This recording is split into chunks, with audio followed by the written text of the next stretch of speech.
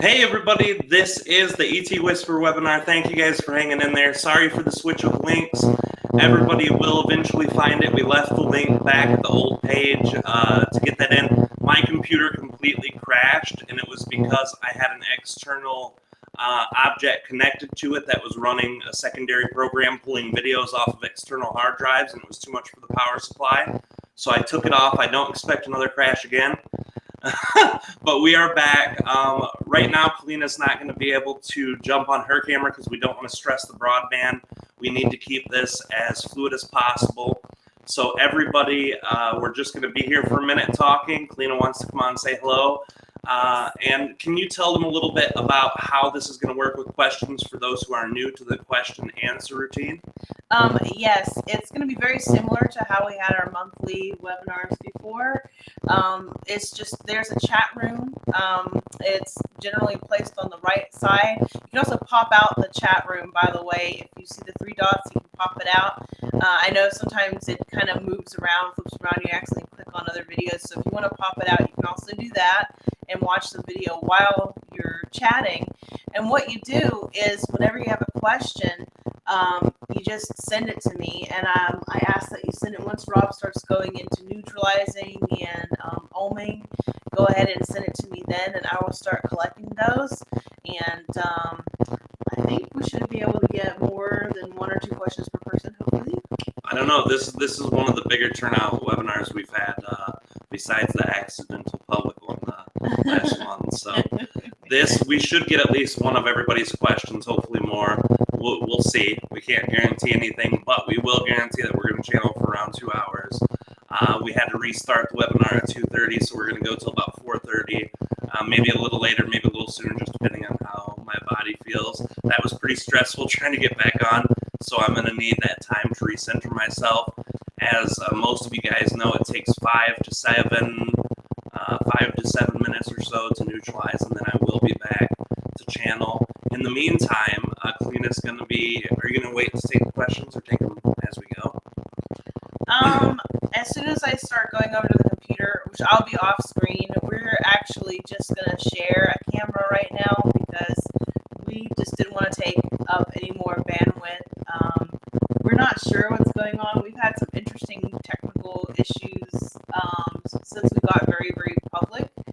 So it looks like we might need to upgrade our computer for the third time in what, 2 years? Actually, we've been adding on, not upgrading. So it's just been adding on to the system we had. But we got that computer 3.5 years ago, so it's time for an upgrade, a real upgrade, not just additions on hardware, software. But yeah, we definitely are going to work on that. But today we're going to work on getting you guys your questions answered. Yes. And I would definitely recommend that the questions, the one that you will answer the most, I would make sure you ask that first. Yes. Don't post them yet until I get back over there because sometimes they can be kind of hard to grab as the conversation is moving. And then every once in a while, what I'll do is I'll send out a list of the names of questions that I got so you guys can have a confirmation that I got your question. And on top of that, guys, we just want to let you guys know, thank you for hanging in there. We got a half-hour late start today, which has been pretty rough, but it seems like most everyone who was on the original's back, and the people who weren't are starting to pile in now. So thank you. We're going to leave the microphone open on and off during the neutralizing process, just so that we can let everybody know, new people who are coming in, that we're here. No technical issues. We are here, and we're going to be channeling soon. But before we get to that, I want to make one announcement, and this announcement's very short. October 8th and 9th this year, the channel panel, Embracing Beyond the Unknown, is going to be our new channel panel. It's going to be online. It's going to be on Google+. It's going to be just like this. We're going to have 14 channelers in 2 days. Right now, we already have Sir Trandaboy, who is 35 years of channeling and worked with Seth, Jane Roberts' husband, who worked with Seth for the Seth material, worked with him for a little bit, and he started his channeling. Also, John Callie, who was in the documentary of Tuning In, along with Lee Carroll, there, I call them guys. So John Callie and Serge Grandebo, or Grandebos, for those who aren't French. And then we also have Daniel Scranton, Brad Johnson, and I think that's it for right now. That we have 100% for sure, right? Yeah, we have a couple who are shooting on. Oh, Sean Swanson. Sean Swanson, also, Cannot yes. forget him. The Yael Chandler, Aishwa, Daniel Scranton creators, Brad Johnson, Adronis. Amazing people, amazing channeling. We're going to have and me, of course, me, doing with Aridif and or Treb and or Metatron, just depends on where it falls. I'll know as we start advertising it for sure who I'll be channeling. But we're here. We're making today work. Sorry for the late start, guys. I'm going to neutralize because I need it. And we'll turn on and off that microphone too so that we can let people who are new, who are coming in newly, that we're here and we're ready to go. So we're going to take 5 to 7 minutes, guys, and then we'll be back and we will jump right into your questions and answers. Please, again, wait for Kalina to let you know that it's okay to start sending questions before you do. And we'll be back. See you guys in about 5 to 7. You guys can go ahead and send it in. Okay. I think it's a good time to start sending in questions. Send in the questions. Love you guys. Thank you for being patient with us and loving and caring and thinking the best of us. All right, guys. 5 to 7. We'll see you then. All right, I'm going to keep the mic open a little too so that people can know. And maybe if you want to mention every few minutes that. Does this only... Did you see how I was in a mirror image? Yeah. I think it was my internal setting on the computer.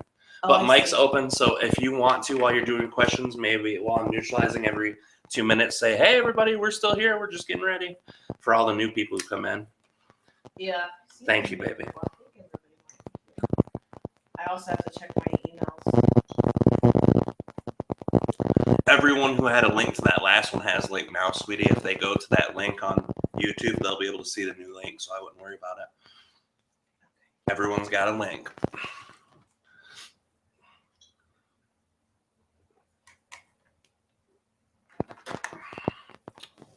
Love you.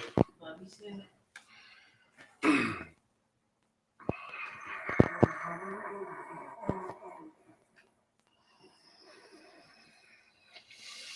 Oh, ouch.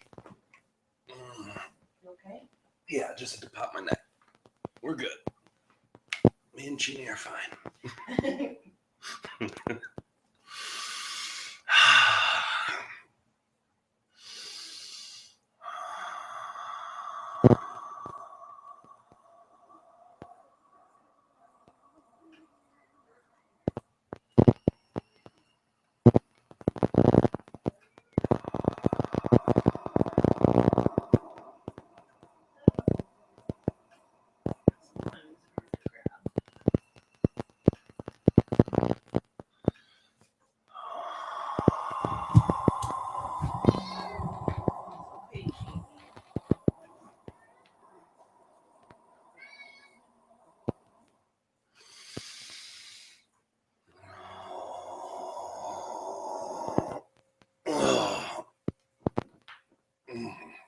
Okay, so far I have Passion Kids question, Jolie, Robert H, Allison, another question from Robert, Susan, and Deborah.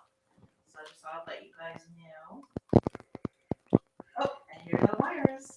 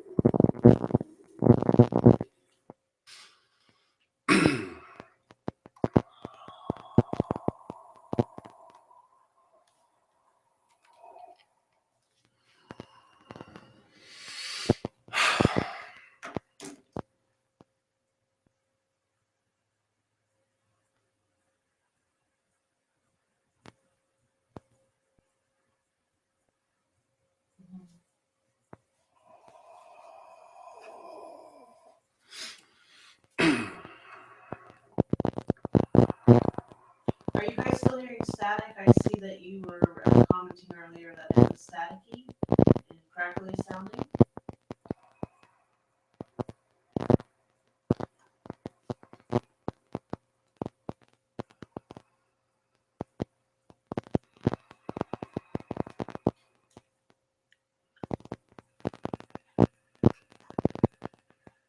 Okay. Let me see what's going on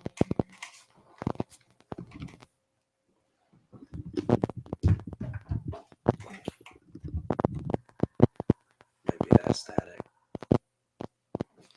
I don't know if that's it. I think it's done now. It might have been the headphones that were hanging over it. Is it done now, everyone?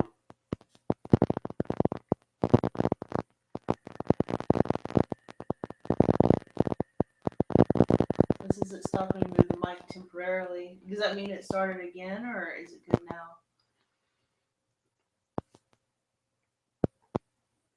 Huh. Okay, Still static. we're gonna reset the audio real quick, guys, and that should be that should help. Okay, so let's try that.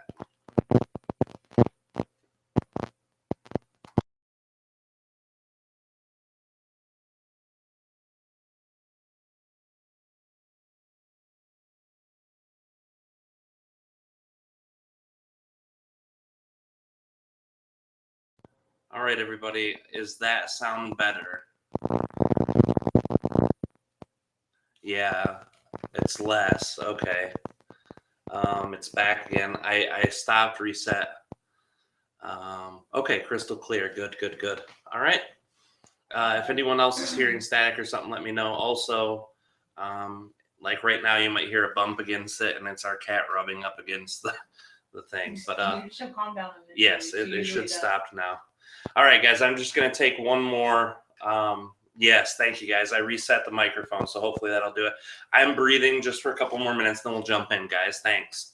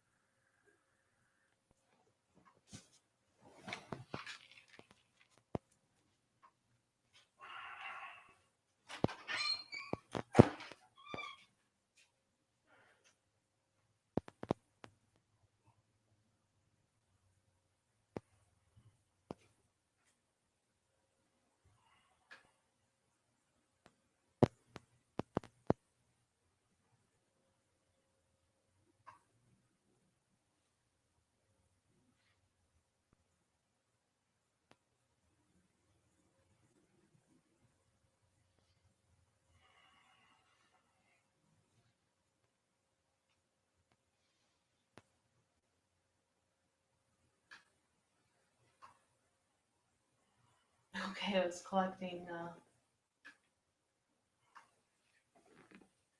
more some of the second questions, and I think a couple of first questions from you guys. Let's see. Second question from Passion Kid. Deborah got your question from Shirley, Jolie, Deborah, and Robert. That is funny. He says, Kalina, perhaps something is in the air in regards to all these problems.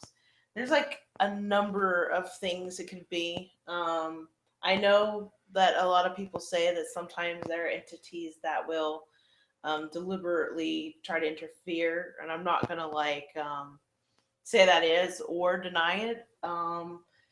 All we try to do is just send love to the entities that might be trying to do that, and generally they tend to run from that, because it's not exactly the energy that they want to work with. So I think even while sometimes this can be a little agitating to all of us to have to deal with the the little bit of technical difficulties and things here and there, it's I don't think it's too bad, you know. It's just something we're having to work around. But on the other hand, I don't think it's necessarily entities that interfere because we're also changing. So anytime there's any kind of when we get into a group together like this, we all have our own resistances that we're dealing with, but we also have our own excitements. And so we're all learning how to be 5D beings, and every thought, every feeling, every emotion that we have can interact, and it's not necessarily a bad thing. You guys may have also noticed that, for instance, when a lot of people, like psychics, for instance, that are communicating with people that have passed away, sometimes there's interference there. It's just very, very powerful. So it could definitely be a number of things. I personally, when this happened, I try to, whenever this happens, I try to kind of take it as a compliment, you know, and continue to work in honing in on all of us having the best, most positive experiences, because the majority of the time, Rob and I have pretty, well functioning technology. We are pretty new to using the YouTube web streaming, so some of that's us. And I think we also do. I think it is time probably to start looking into getting a new computer. So we have been on the hunt for that lately. So this could also be a confirmation. But there's always a number of reasons for why these things happen. And I know anytime when people get into presentations, for instance, this is a fun little fact about me. Not really that fun, but one of the things I got certified in before I got my college degree was in technical writing, if you can believe it. And so I'm a certified technical writer. And one of the things they taught us is that when you are doing, for instance, a presentation on something, you always want to make copies of something, hard copy, because they say anything and everything that can go wrong when you're presenting is kind of their joke, like electricity goes off, or the projector just stops working, whatever. So you always want to be prepared. So I don't necessarily think that's the case, but it's there's a number of reasons why these things could be happening. But Rob and I do try to prepare as much as we can, get extra links and things of that nature. But I think probably the best way we can do is, like I said, is just kind of see it as a bit of comedy, and send love in case there's any kind of entities that might be interfering, whether they're benevolent or not, because we are working with technology that, just like us, we are being recalibrated. We are finding sometimes discomforts in our bodies as we're recalibrating ourselves into these new 5D bodies. So it can be a little bumpy along the way. I would imagine that the technology that we work with is going to have the same kind of what could be perceived as interferences, but we're just all changing and morphing and changing right now. So I think the best way to try and handle it is with a little bit of humor and I think some compassion, because I've seen a lot of you guys out there. You've been opening up and even putting out your own YouTube channels too, and working out the kinks of that as well. So, but yeah, that's my little 2 cents on that. All right, guys, we're almost ready to get started. All right, guys, we're almost ready to get started. 1 second.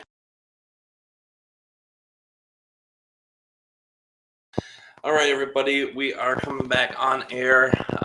We are back, and I am here. Kalina's also here. You'll be able to hear her. Unfortunately, we don't want to risk having that come on too, and the cell phone is vibrating a lot too. I don't know if that's vibration is doing that. All right, everybody. So we're cutting off everything that we can, so that we can make sure that we've got the best stream here for you guys. We're going to go into channeling in just a minute. Before we do, I want to let everyone know a little how this works. If this is your first time here, you're going to hear me do doing some breathing, some oming, and then Aridif will come in. He'll let you know when it's time for questions. He usually greets, talks a little, and then goes into questions. So perhaps that will be his thing today. Maybe not. We'll see. We'll see how that goes. But Aridif will be coming in first. You can ask your questions to Aridif or Treb. Just make sure you put them in the questions. It's staticky again. Is this the staticky, guys? All right, so we're going to wait to get your answer on the staticky part. But as we go back into the channel state, the way that this works is that you yourself ask a question. You have tons of layers of energy in you. When you ask a question, that part of your energy ignites. Sometimes it's in your lower fractal consciousness, sometimes it's in your higher fractal consciousness, sometimes connected to your spirit guides, entities in your Galactic family, oversoul, etc. When you ask those questions and you're connected to those guides, Aridif, Treb will look into that energy, see where it ignites, see where it connects, and reflect back to you. The reason why we explain that to people is because the more excited and the more aligned you are with the idea of the question that you're sharing, the more likely you'll get a clear answer that you can understand in the moment. The more hesitant or resistant you are to an idea, when you ask that question, it'll come back to you in that way. And it doesn't mean that the answer is not right. It means that the answer will not be either resonant or understandable to you at that time. But when you align yourself and re-listen to it, then it will make a lot more sense. So we're just saying that if you guys are excited about being here today, put that excitement up front as we go forward, and then ask your question. That energy that you put out into the question will definitely give you your answer back.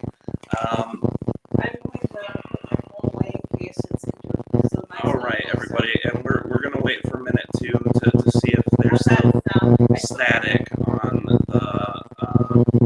the microphone. Yeah, I put my phone away just in case it might be the. I mean, it wasn't too close, but you know. Okay, I don't understand why it's static. All right, guys, give us another minute. We're going to work on the static here. We're going to have to cut the mic off, and we're going to have to cut the camera down for a second so we can work on it. We'll get back.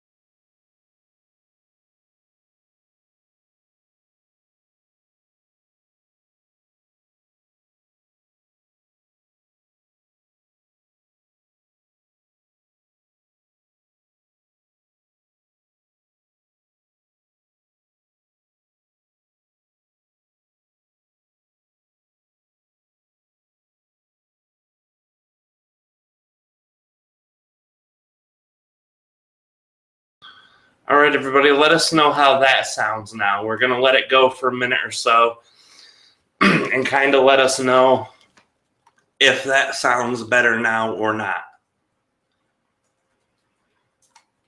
And we'll let the microphone go back in the background until everyone has an answer on that. All right.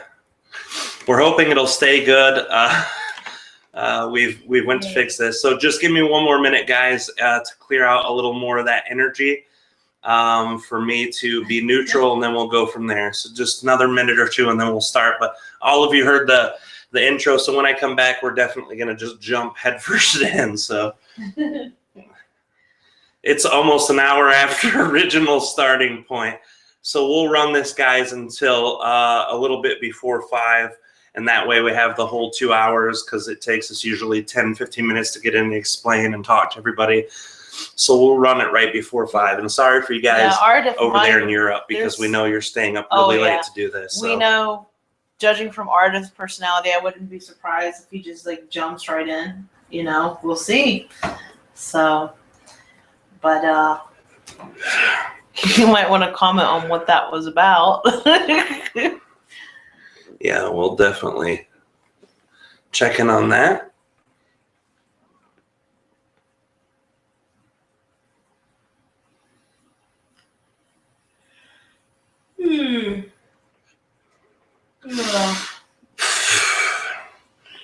I'm getting guidance that you need to drink some water before you go in. Thank you, sweetie. That's definitely a plan. Yeah, it can feel hard to drink water. All right, everybody. Let's almost ready to go. And then we'll go, sweetie. We'll go to 4:45. Okay. Huh? We'll go to 4:45. Oh, yeah. Oh, 4:45? Oh, okay. Yeah. I thought you said 5. Almost 5. It takes 10 minutes so to get in and to give all that, and that's part of the time process. So we'll go till about 4:45 or later, just depending on what Aridif has in store. I love you guys. Thank you again for putting up. I love you too. I'm at the desk over here. I got the big hand. Oh. Sorry, we are dorks, guys. I'm not sorry. I'm not sorry that we're dorks. Oh. All right. Love you guys. I'm going to take one more water. Just because it's got to happen, man. I just saw it play under the delay. It's hilarious. All right. Let's rock and roll. No time like the now.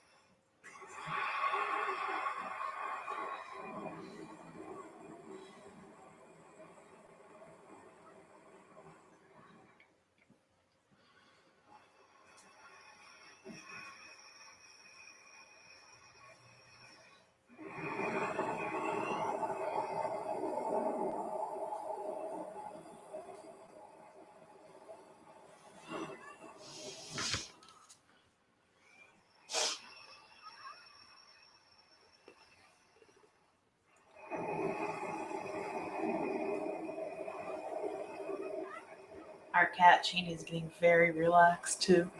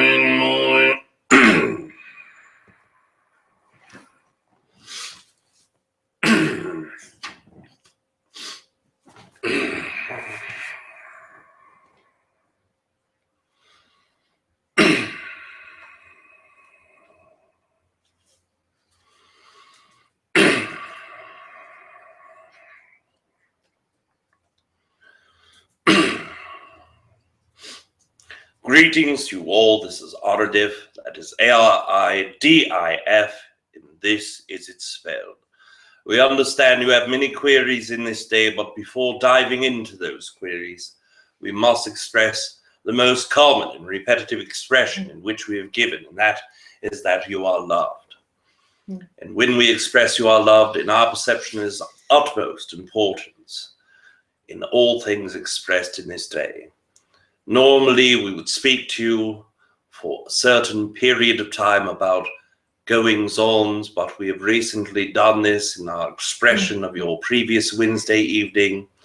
You may begin your questions at your leisure. Kalina, greetings. Thank you. Greetings, Aridif. Yes. I've gotten to know you quite well. Yes. I had a feeling you would do that. Thank you for being here. And I send my love, and everybody here sends you their love. Yes. It is accepted, reciprocated, and given back in the same fashion that the universe gives all of us love. Wonderful. Yes.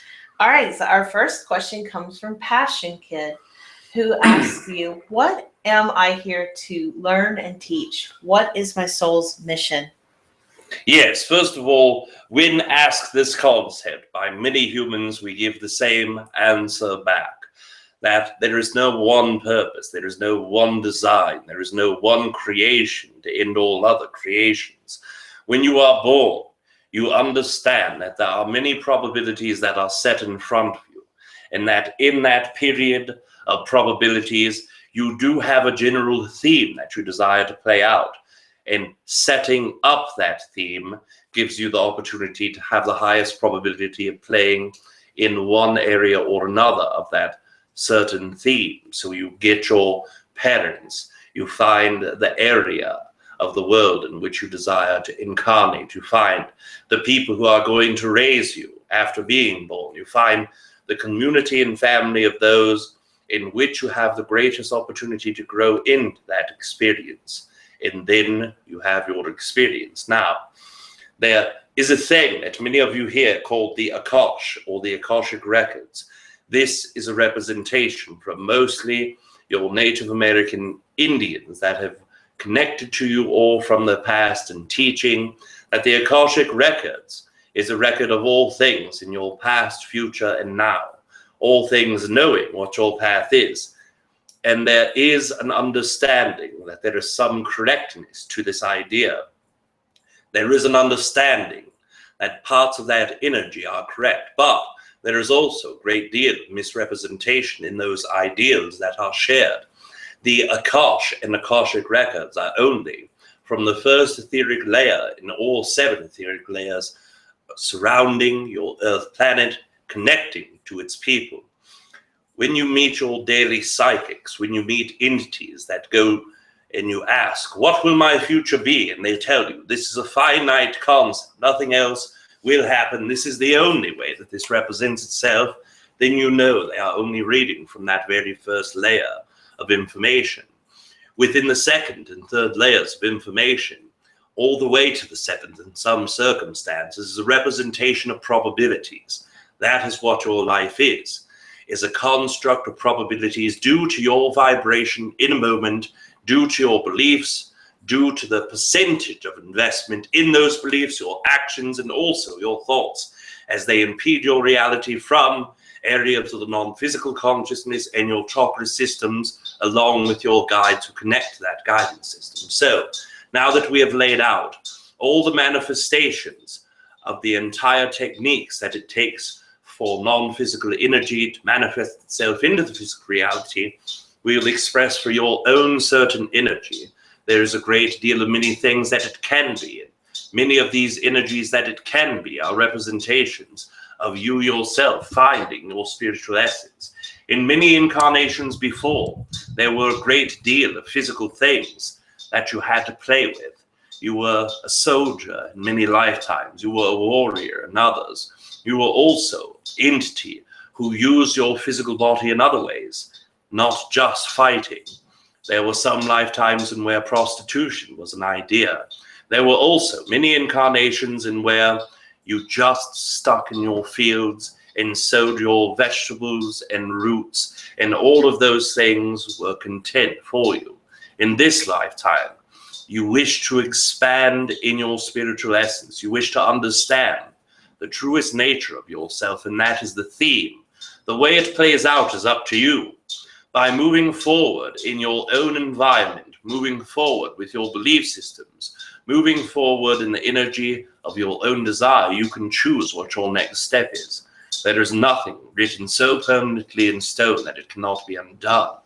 In fact, there is nothing truly permanent about your own manifestations. There is nothing permanent about your experience through the earth experience. So in that essence, any of the things in your spiritual expansion and awareness that you desire to play with, you may, and that in change will be your next part of life.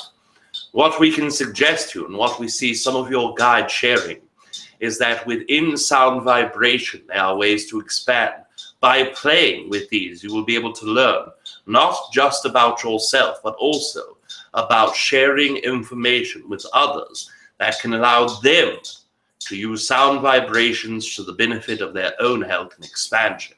And by teaching others that, you will find a greater excitement within yourself. We also see the more basic levels of communicating with entities that are young, trying to allow them to learn their own self and how to expand within themselves by certain techniques.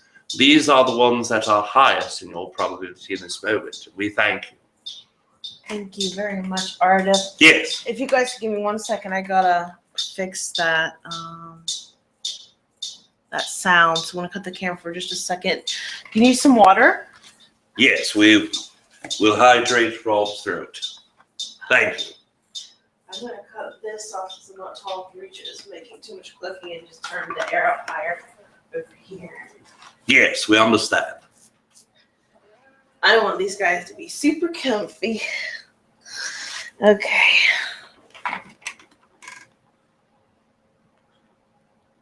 Alrighty.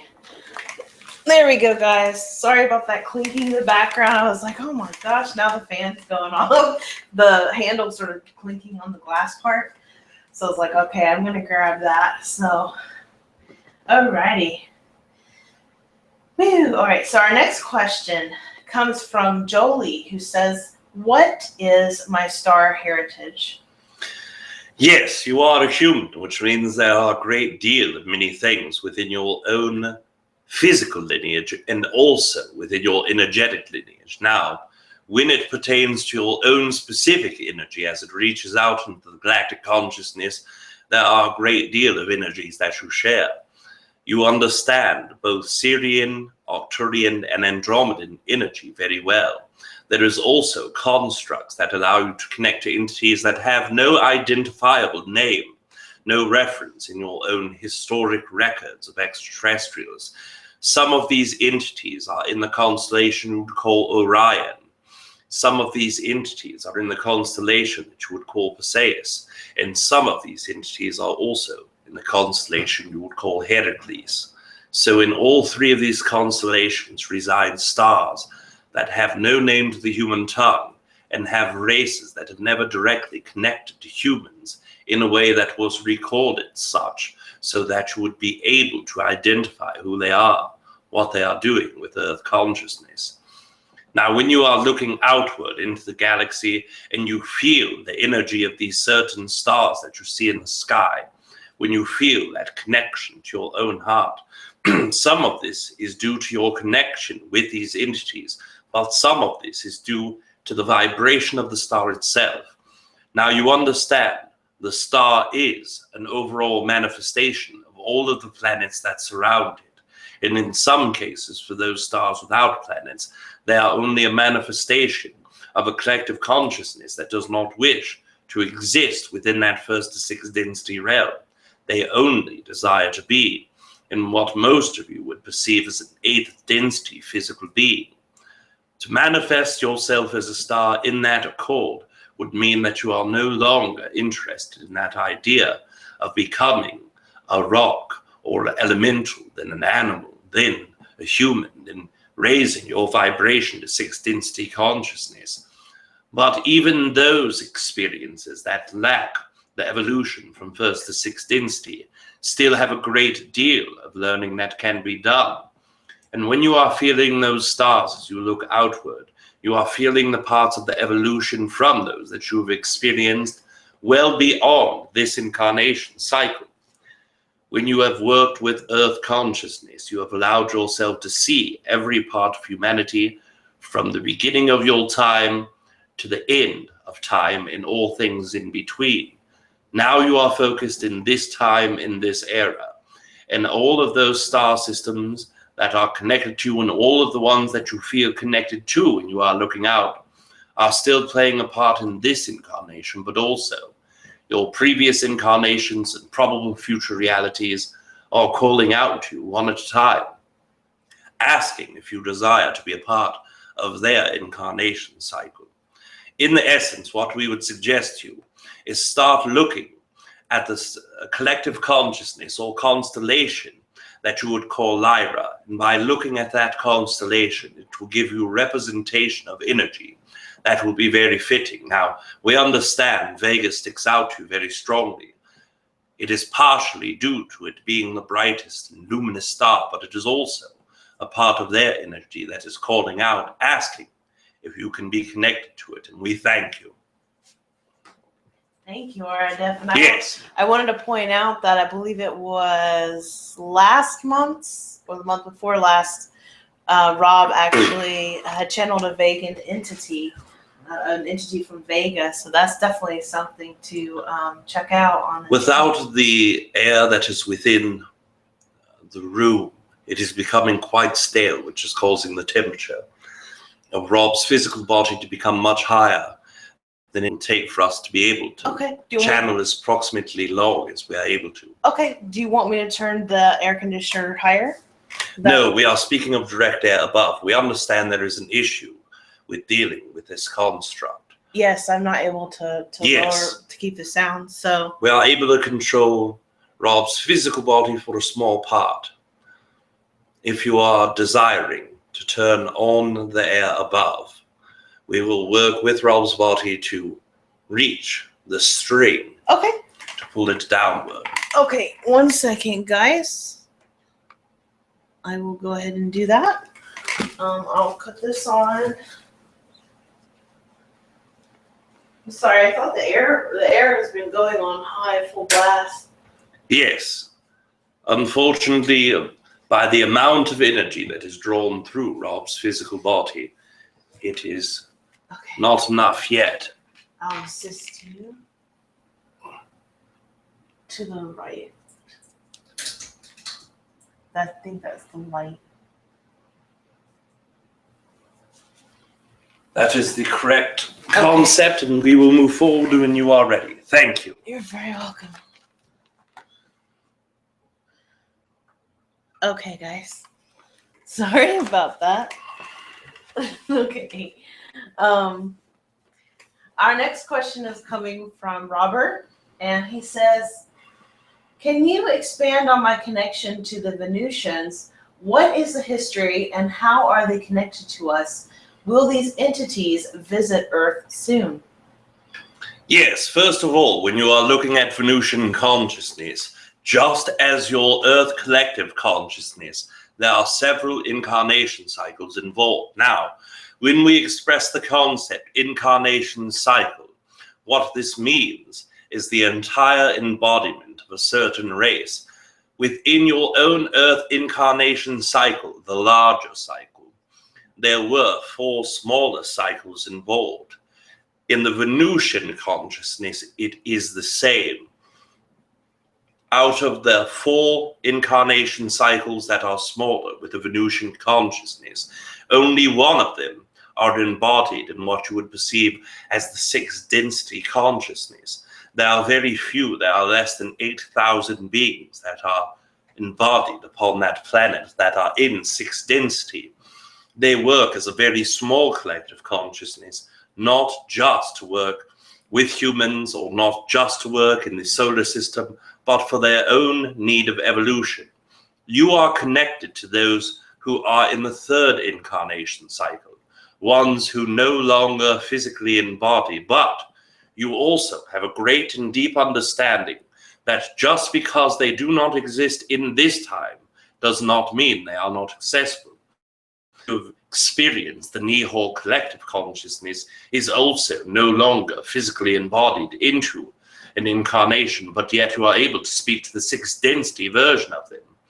These entities are very deeply connected to Earth collective consciousness. During the time of your Atlantean to human consciousness, perhaps as you would call it, a transition, in that period, these entities who were at that period in the late 5th density did connect with Earth experiencers, did connect with those who are Atlanteans by nature.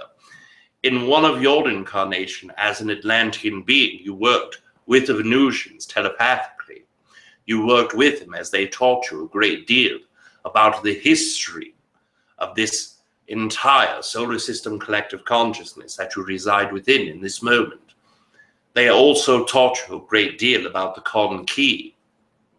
Now understand, the Khen Key are the very first inhabitants of Earth, and ones that are so distant in your time period that the energy does not connect very well to any of the humans now. The average human is not even aware that the Khen Key existed. They believe in some folklores or in some tales that either Lemurians or Lumanians were the very first Earth inhabitants, but this is not true. The Khen Key were well before any of those races. These Venusian consciousnesses give you an opportunity in this now moment to connect with the ancient Khen Key entities that were the very first Earth inhabitants. If you desire to work with the Venusians, become familiar with their planetary consciousness, come familiar with their planetary construct. Now we can help give you an idea. If you are looking at the concept of a bright and deep yellow, very similar to the sulfuric yellow, if you look at that construct and you place perhaps it is not necessarily square and it is not rectangular. It is more rectangular than square, but it is almost precise enough in distance of all four sides to be considered a square, but slightly wider than it is tall. If you look at that construct and you place that deep dark yellow, in the middle you will have a 6-pointed white design or symbol.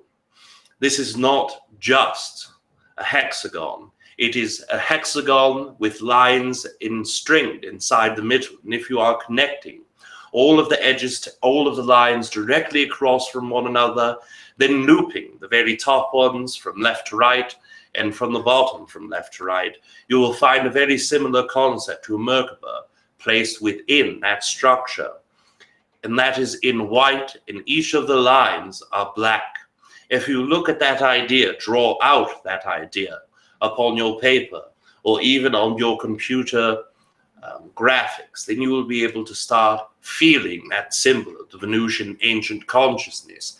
At that level, you will start working with him in your sleep state. And if you work with him, they can lead you to a great deal more of information about the Khen Key, but also the ancient Lemurians, the ancient Lumanians, the ancient Atlanteans, then the connection to the Earth human as you are experiencing in this moment. Sleep state consciousness is one way to work with them, but because they are no longer physically embodied, the more direct connection that you are able to make, the more aware that you are of that connection, the better it will connect you. And we thank you. Thank you so much, Aridif. Yes. How is Rob's body feeling now? Yes, much better. And we thank you. You're welcome. That's good. Thank you. Okay, so Allison has a question. She says this can be for either you or Treb. Yes. She says, if there are any entities that are around me, what information can they deliver that is most useful to me and vice versa? Also, what thing can we use to consciously connect? Yes, now, when you are expressing the entity around me, there are literally dozens. The majority of you who are here in this day have dozens of guides along with you also. So, when you are looking at your specific guides, just feeling an excitement to connect with them will allow the very first layer of connection and concentration of connection to start. So all of you who are interested in doing this, close your eyes. It will not work just for Allison, but will work with all of you. Close your physical eyes. Place your feet upon the ground. Anything you have that puts a barrier between your feet and the ground will be very resistant for your own energy. So first, place that energy of nothing between your feet and the ground. We understand there are some of you who are not directly on ground levels, that does not affect this exercise. So, flat feet on the ground, eyes closed, breathing inwards, outwards, what we call the breathing circuit. Relax the body. Start expressing to the universe. I feel my guides around. I feel all the entities who are around me. Express that over and over again in your mind. I wish to connect to my guides. I also will connect to all of the entities who are with me in this moment. I desire to connect to my guides. I desire and feel these entities around me. Any of these verbiages are fine. Whatever fits or whatever is most appropriate for your own understanding. Then you construct a layer of consciousness that expresses something similar to this. The guides who are most vibrationally fit to connect to my own energy, we may connect in this moment. You will feel small, subtle changes within your own physical structure. Perhaps it is a flickering in your throat. Perhaps it is a small scratching sensation in your solar plexus. Perhaps your heart starts beating faster. Perhaps the hairs on the back of your neck start sticking upwards. Perhaps you feel a cold drift or a hot drift. There will be sensations in your physical body. If they are not, continue expressing your intent until it happens.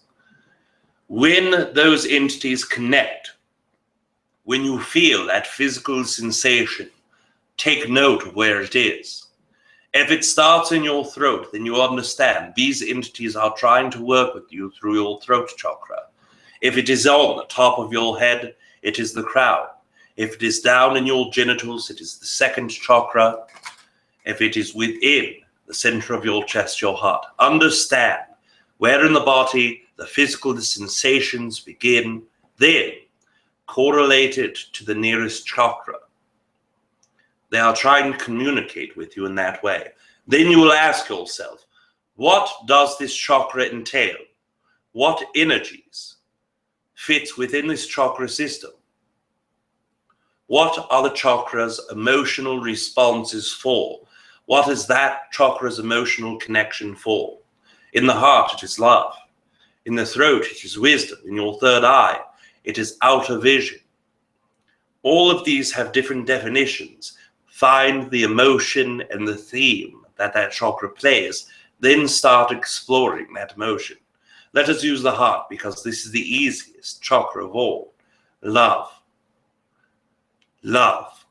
What is it within my own experience with love that I can use to the benefit of this connection with this entity? That is very easy. Think of the first thing that gives you the greatest sense of love, that gives you the greatest experience with feeling overwhelming sensations of love. Perhaps you are thinking of myself or Treb Bor Yit NE. Perhaps you are thinking of your children. Perhaps you are thinking of Rob and Kalina. Perhaps you are just thinking about being on the beach in a sunny day. It does not matter what it is. The thing that activates the greatest amount of love in you. Express by intent to your guide. That is where we meet. That love, that visualization is where we now connect. Open the inner ears. Visualize. Try to feel what that experience is telling you. When you are visualizing yourself on a beach as you are feeling love, and then all of a sudden you are brought back to an experience of you and your friends speaking previously. If you are brought back to another experience where you are seeing the galaxy unhindered by atmosphere, anything that your inner sight, inner ears express to you is contact from this being. The very first layer of doubt comes through all of you when this occurs. Am I just making this up? Is this truly a connection? Is this myself that is starting the process of connection? But you must remove that sense of fear. You must remove that sense of self-doubt, and you must remove the thought process that does not allow you to be that conscious creator that you are. Experience that entity in that now moment. And this technique will give you the greatest opportunity to be able to work directly with your guides.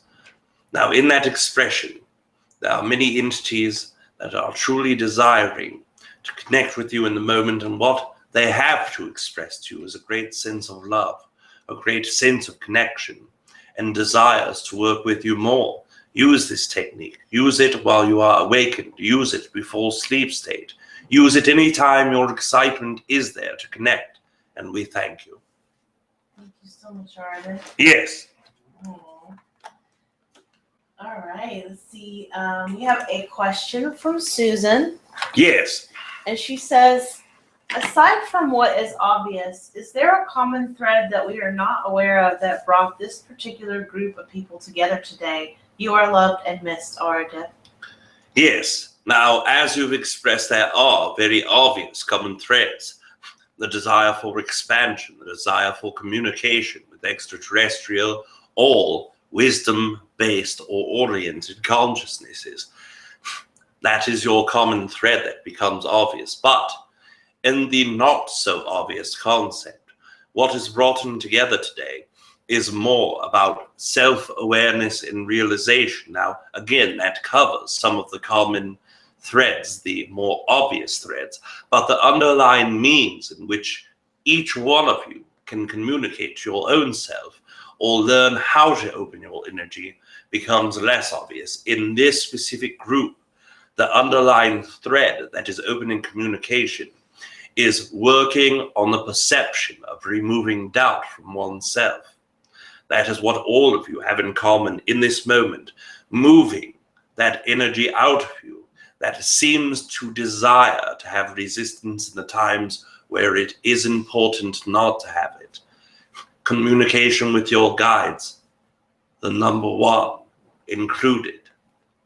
When you are looking at all of those things, all of you share that thread. Even for those of you who have built communication that is stable, or built communication with entities through a written or verbal format, there is still layers of doubt that come within.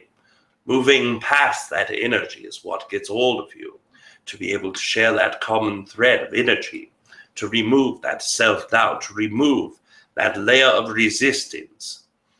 Now, we are trying to find the word. We understand it is something that is very self-sabotage similar. It is oriented to that concept, but it is not so blatant or blunt.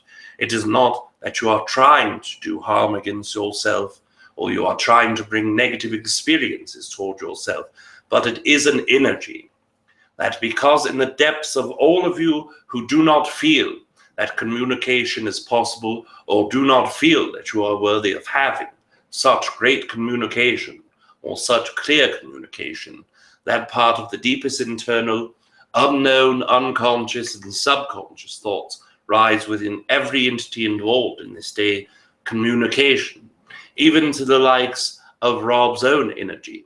There are parts of himself in the most deep parts of subconscious that still cannot believe that he is able to make communications in the way he does. It is still a part of him that says, why?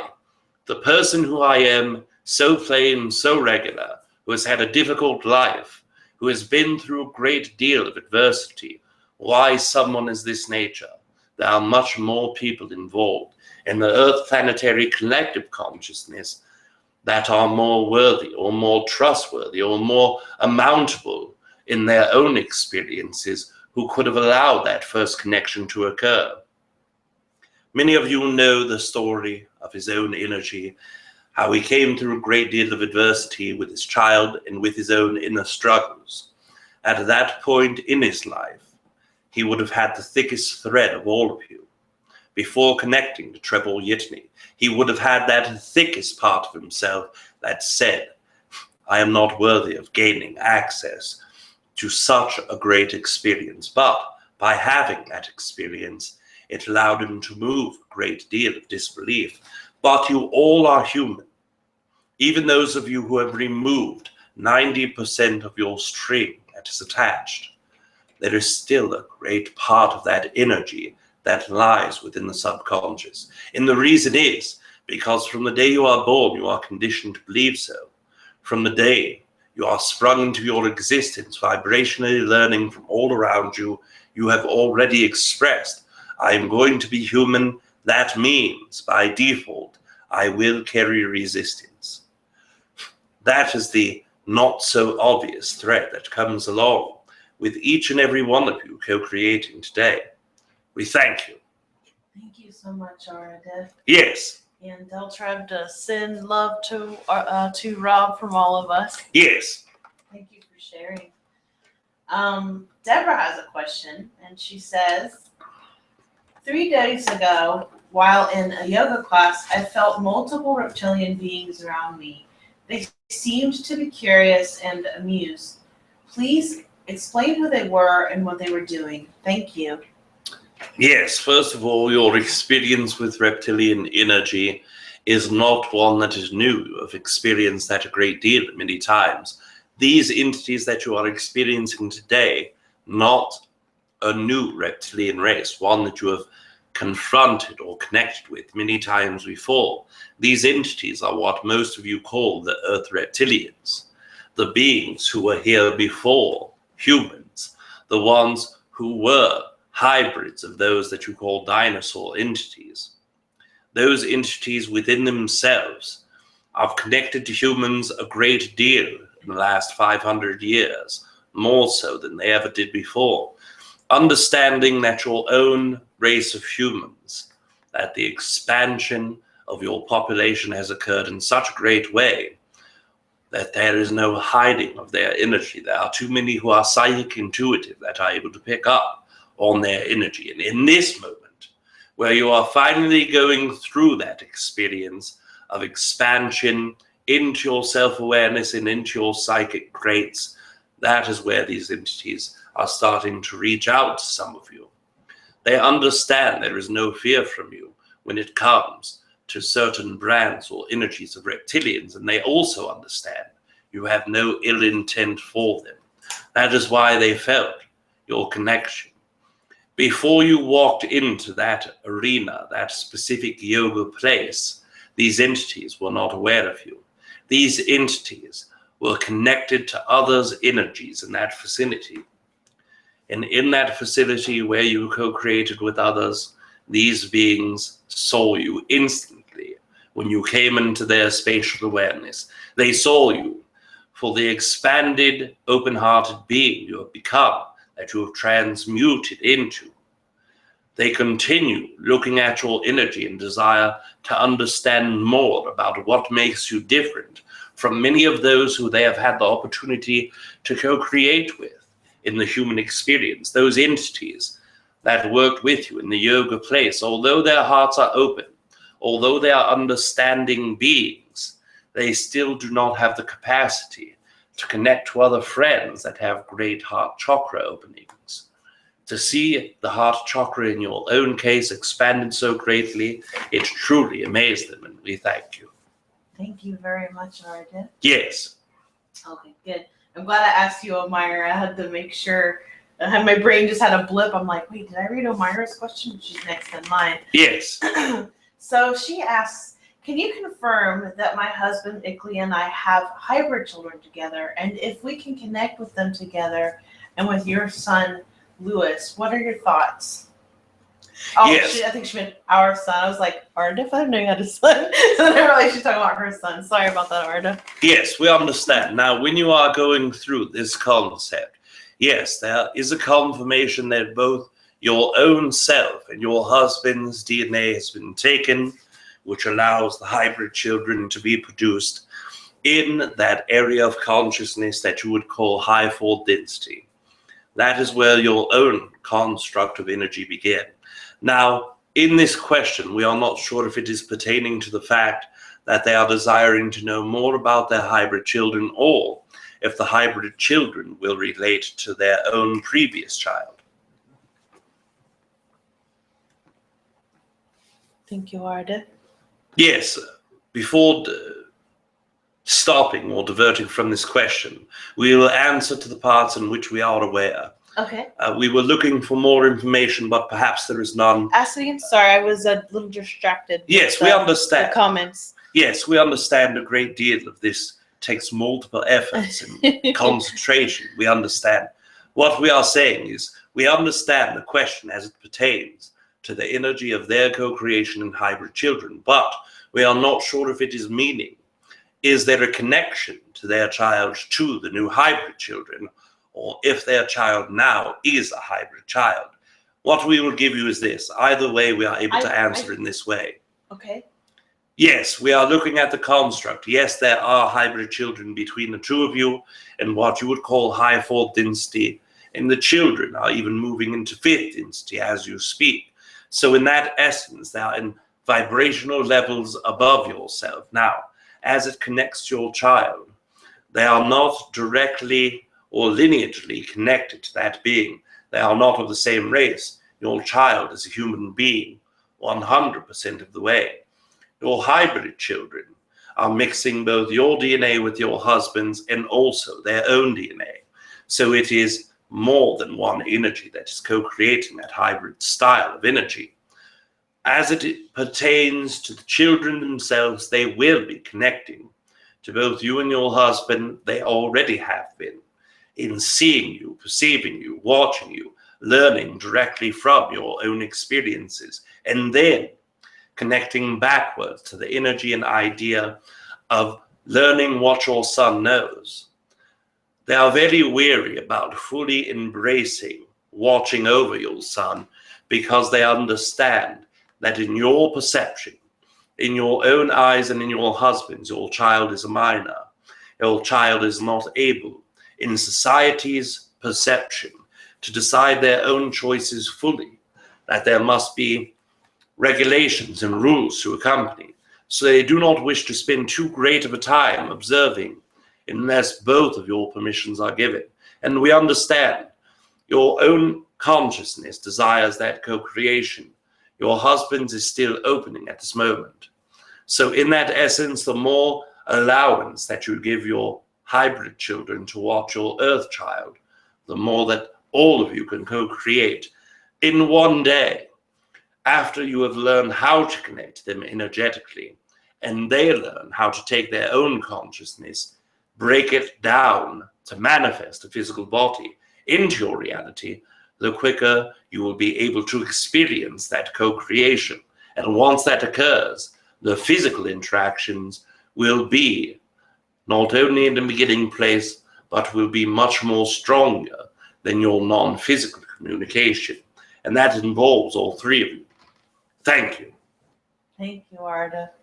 That's amazing. Yes. I love that you guys share hybrid children together as well. That's very sweet. Yes. Very romantic. All right, let's see. Who do we have? Next line hasn't asked the question yet. Looks like Shirley. Shirley says, I would like to know what entities are around me causing lots of energy and voices from 3 a.m. to 4 a.m. Do they have any guidance or messages for me? And also, I suffer from migraines every day. Is there any help? Yes, first of all, let us attack the concept of migraine. For many of you, or most of you who have a migraine, this energy will be similar. So open ears will help you with your own structure. Migraines are caused from a great deal of many things physically, but energetically, they are caused from one of two things. Either the third eye or your crown chakra, having either resistance, or loopage, or something to this effect. Within your own structure, you will look at your migraines as a connection to your own crown chakra. And as that crown chakra has opened, expanded, and started to close, open, expanded, extraction and retraction, those two concepts, as much as we have expressed before, like a hose. It goes like this when you turn the water on and water off. That is how your crown chakra has been interacting. There are times where you feel very motivated and open in your heart's energy and beyond. In other times where you feel a bit taken in, where you have to only look at your own self and feel more introspective in that moment. So your energies are doing this. and that is why you are experiencing that migraine in this moment. Now, the physical manifestation of that has come from many other experiences previously, but in this now moment, that is what you are experiencing. Now, as it goes towards the guides that you desire to connect to, there are many. The one entity who steps forward more so than any in this moment represents its own name by Charlene. One moment we will connect you. One moment we will hydrate Rob in order to connect to Charlene's energy.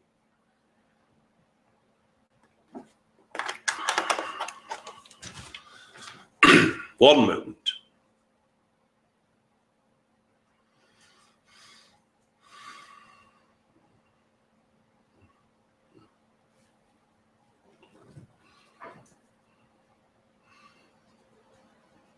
Oh, great pleasure to share the energy of myself and to know yourself.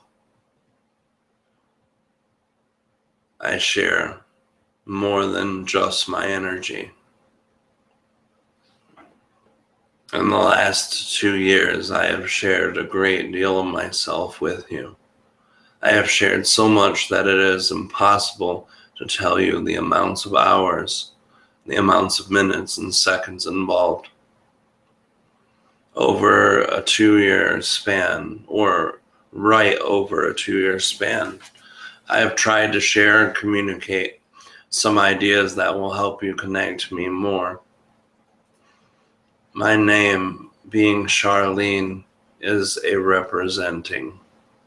That represents my feminine form in a physical body. It represents the feminine energy of my own quadrant of the race that wants to share more ideas with you. I come from the race that's known to some humans as the Talini. The race that I speak of is from a planet that is called Talano. And we share so much with you now because we want the Earth race to be aware. We want you to know that we are wanting partners. We want partners to communicate with us because we know that there is something very valuable in what you do on your planet. Your experiences are very broad and wide, and the energy of your emotions are also broad and wide. That part just by itself would be something that would give us more insight than we have been able to have before about ourselves and about our history. We were once like you.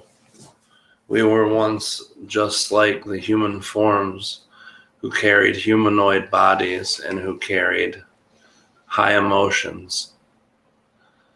But after a great war, we lost so many souls from the physical way, and we lost a great deal of our desires to be happy.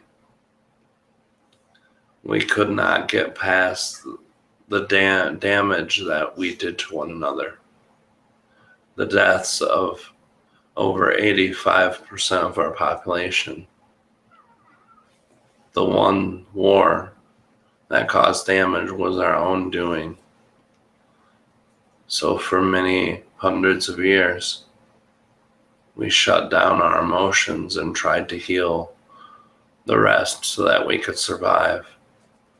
So we want to know from people like you how to keep our emotional self better and how to allow forgiveness to ourselves and to others. I am just happy to be able so much to try to communicate this and quantify it with words. Bye. We are back without hesitation or delay. This is Aridif. Oh, what a sweet soul. Yes. Thank you, Aridif. Yes, you are loved. You are loved too. Our next question comes from Scott. He says, I've been spending time recently with my friend James and was curious to the past lives we have spent together and what kind of relationships they were. And is he likely to shift into the fourth, I don't know, he says D, I don't know if he means fourth density or dimension, but I'm thinking probably fourth density. So he's wanting to know if he's going to shift with him into 4D. Yes, first of all, you are already in fourth density. You have been since the year of 2012, but your experience of shifting it is up to both of you. As both of you share a similar vibration and desire of growing and expanding, then we would suggest the highest probability says yes. About your previous incarnations, there is a great deal of details that we are able to give you about all of the incarnations that you have shared. But let us try it in this way. From the first moment that you met one another, in a familiar way of being able to talk, being able face-to-face communication in a verbal sense or in an energetic sense, that energy gave you only a small handful of lifetimes together. Because your energy was focused and resonant with one another, it gave you an opportunity to have several dozen of lifetimes together. So in that essence, this is something that many humans do not fully grasp about how previous incarnations or past lives work. Because of your resonance level, because of your communication in this incarnation, it gives you a connection back to the previous incarnations in which you shared incarnations. So there have been a great deal of many lifetimes together. Your fondness of one another now is what creates your past incarnations now, because you are linear time entities, or feeling the beast of linear time moving forward. You are able to perceive past life, now life, and future lives. All of those exist in the now moment, and all of them are only probabilities of the next moment to what your vibration stands in this moment, meaning that your past incarnations are just as probable as your future. That the way you connect your past is not in a finite line or a linear line, but one of changing or shifting vibrations. So, in this now moment, by being resonant with one another, you have created dozens more of your incarnations together. Now we can share details with the most previous incarnation, starting in the time period that you would deem 1750 area. It was directly after a great fire in the village that was in Peruvian forest. In that lifetime, you are both born together, reincarnated of entities who have just died less than 10 years before. So you are in that large group of deaths reincarnating quickly. And both of you were experiencing even the life before them. You grew, you learned what it was to rebuild a small group of civilization. You learned how to extract all of the information, the details in your lineage from the oldest people who survived the fire in your tribe, and learn to reteach all of the younger entities. That is what the last lifetime was about. Reconstituting the people you once were. Reconstructing so that lineage, thought, teachings would not be lost. You saved that era from being lost in history books. That is the last incarnation you spent together, both of you being masculine or male beings in that incarnation, shifting into this new incarnation. We thank you. Thank you very much, Treb. Arda. Yes. I was reading something about Treb. Okay, so I'm checking real quick because Salacious question is up next. Okay. Let's see. Okay, good. All right. So I was just checking. Okay. Oh, no problem, Celeste. I just wanted to make sure that I got who you wanted to speak to. So, Celeste is wanting to ask a question for Treb. Yes, one moment we will connect you. Thank you.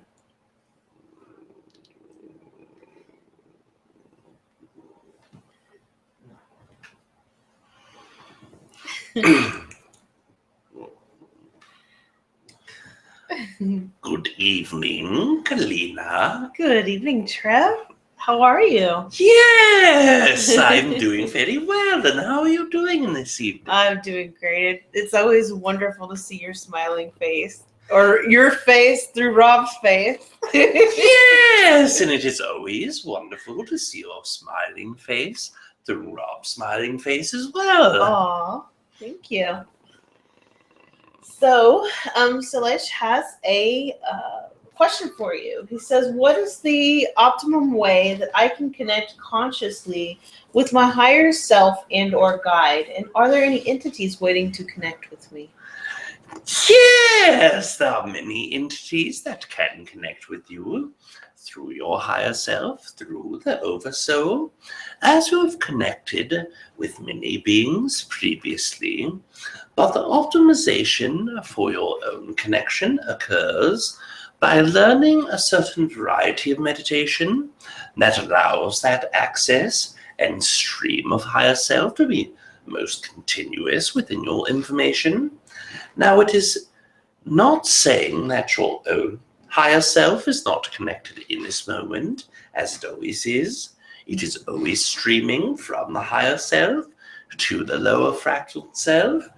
So in that way, the stream is already there. It is just building a different variety of stream and a larger stream that will help you keep in contact with all of the entities that you can within the stream that desire to connect to you. So what we suggest is learning a routine of meditation that allows you to connect to your crown chakra, to have it as open as possible. And as you are having that connection, what we suggest is working with that and connecting your heart chakra to the crown chakra. This gives you the opportunity to learn how to use that communication in a written way. The third chakra and fourth are connecting to the aspects of yourself that work in the written channeling. But the heart chakra is very essential in this process.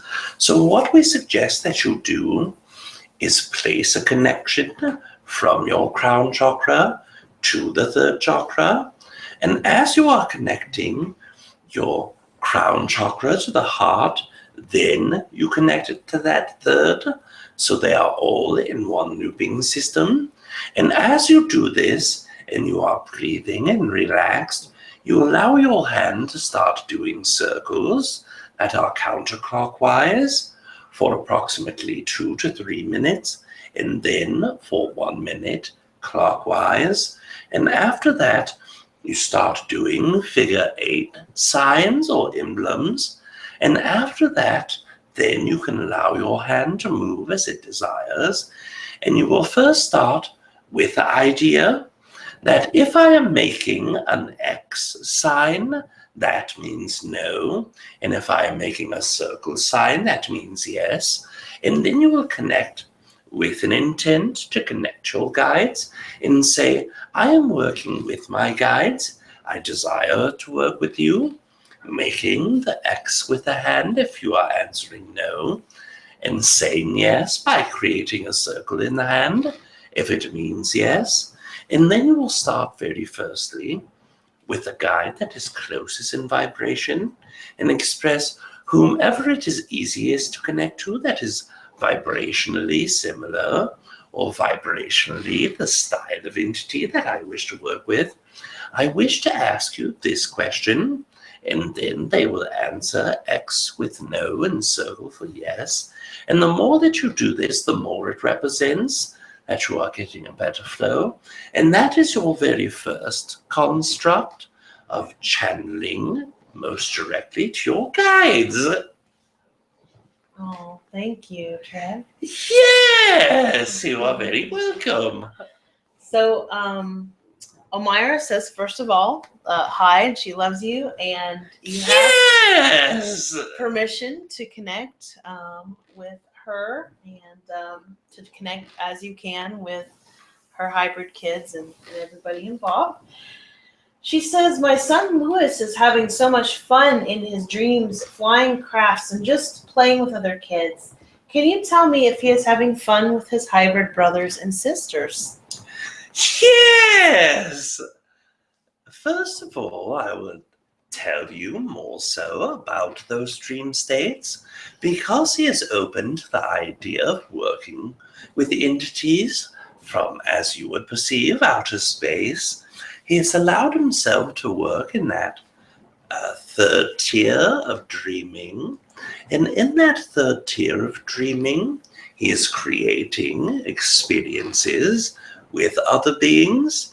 Now, as he is dreaming, they are not directly connecting to the hybrids, brothers and sisters, but he is very much practicing for the time that he is able to.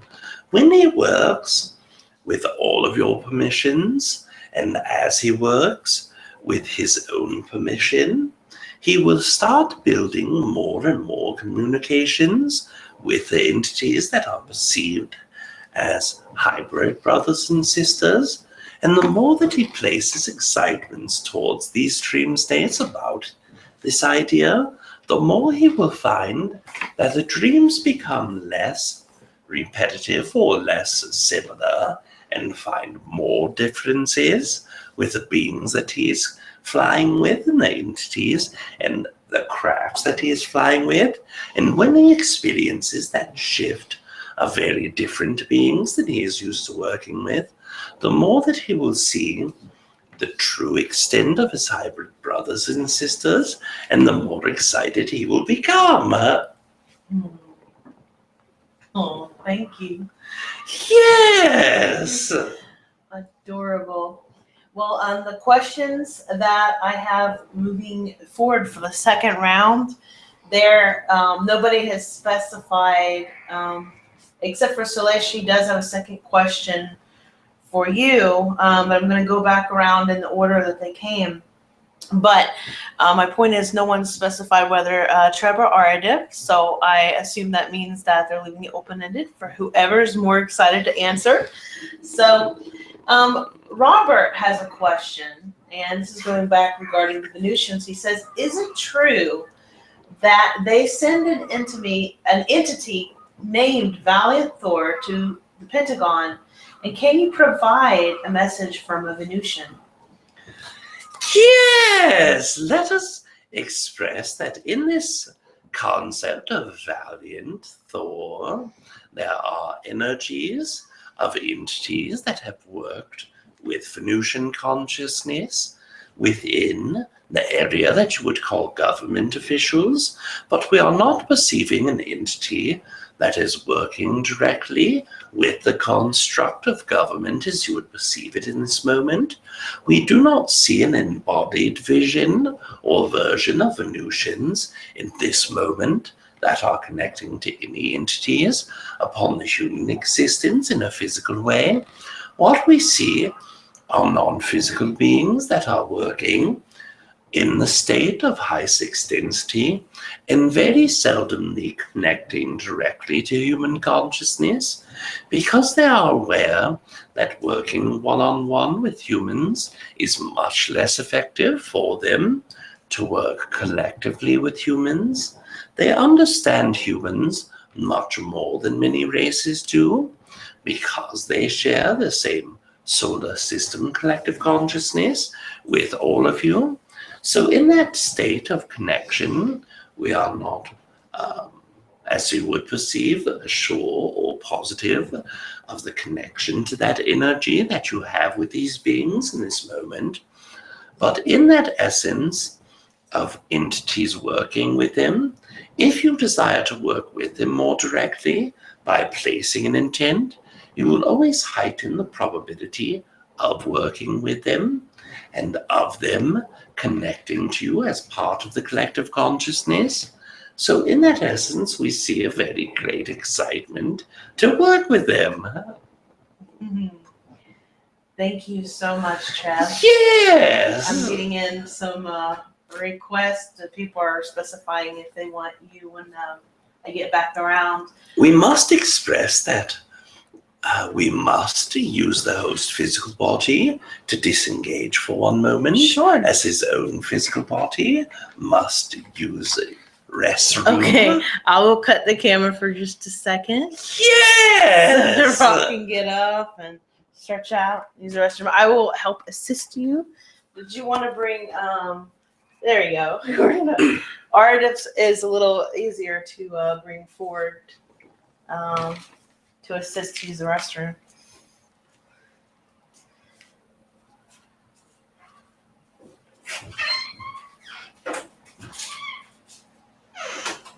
I'm going to turn on the light for you.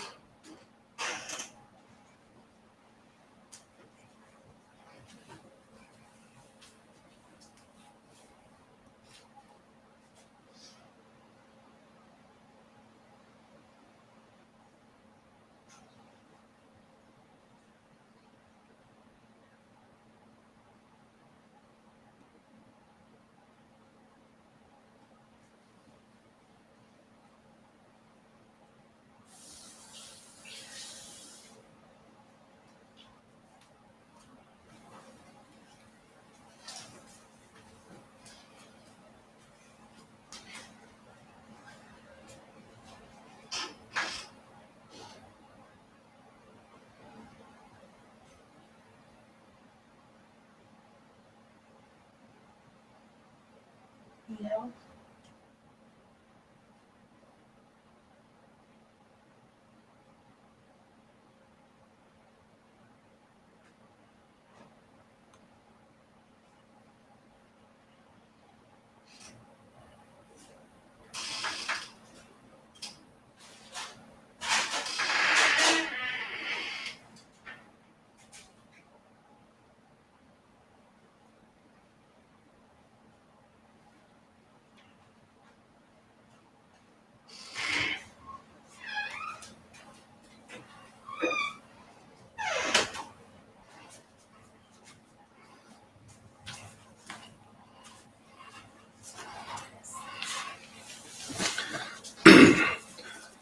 One moment, we must recalibrate.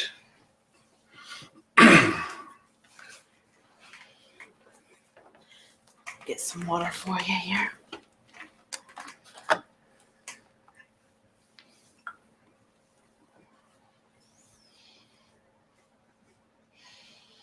Here you go. Thank you. You're welcome.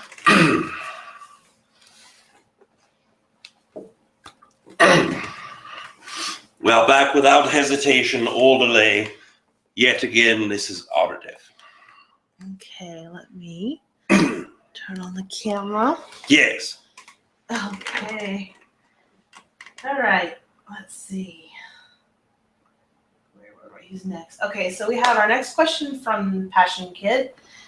And she says, how can I form a tangible connection channel with the non-physical spirit world? Is there an entity waiting to come through?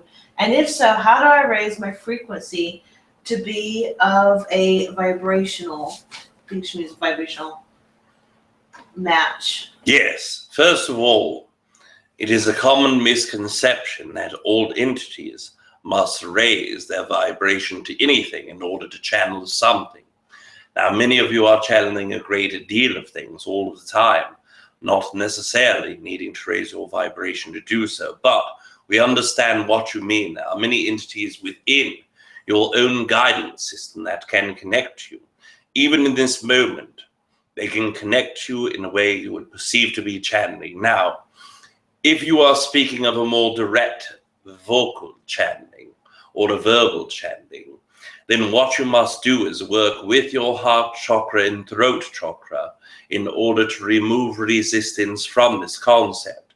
A great deal of not only yours, but all of humanity's resistance that lies within verbal communication with channeling is to do with your own self-perception.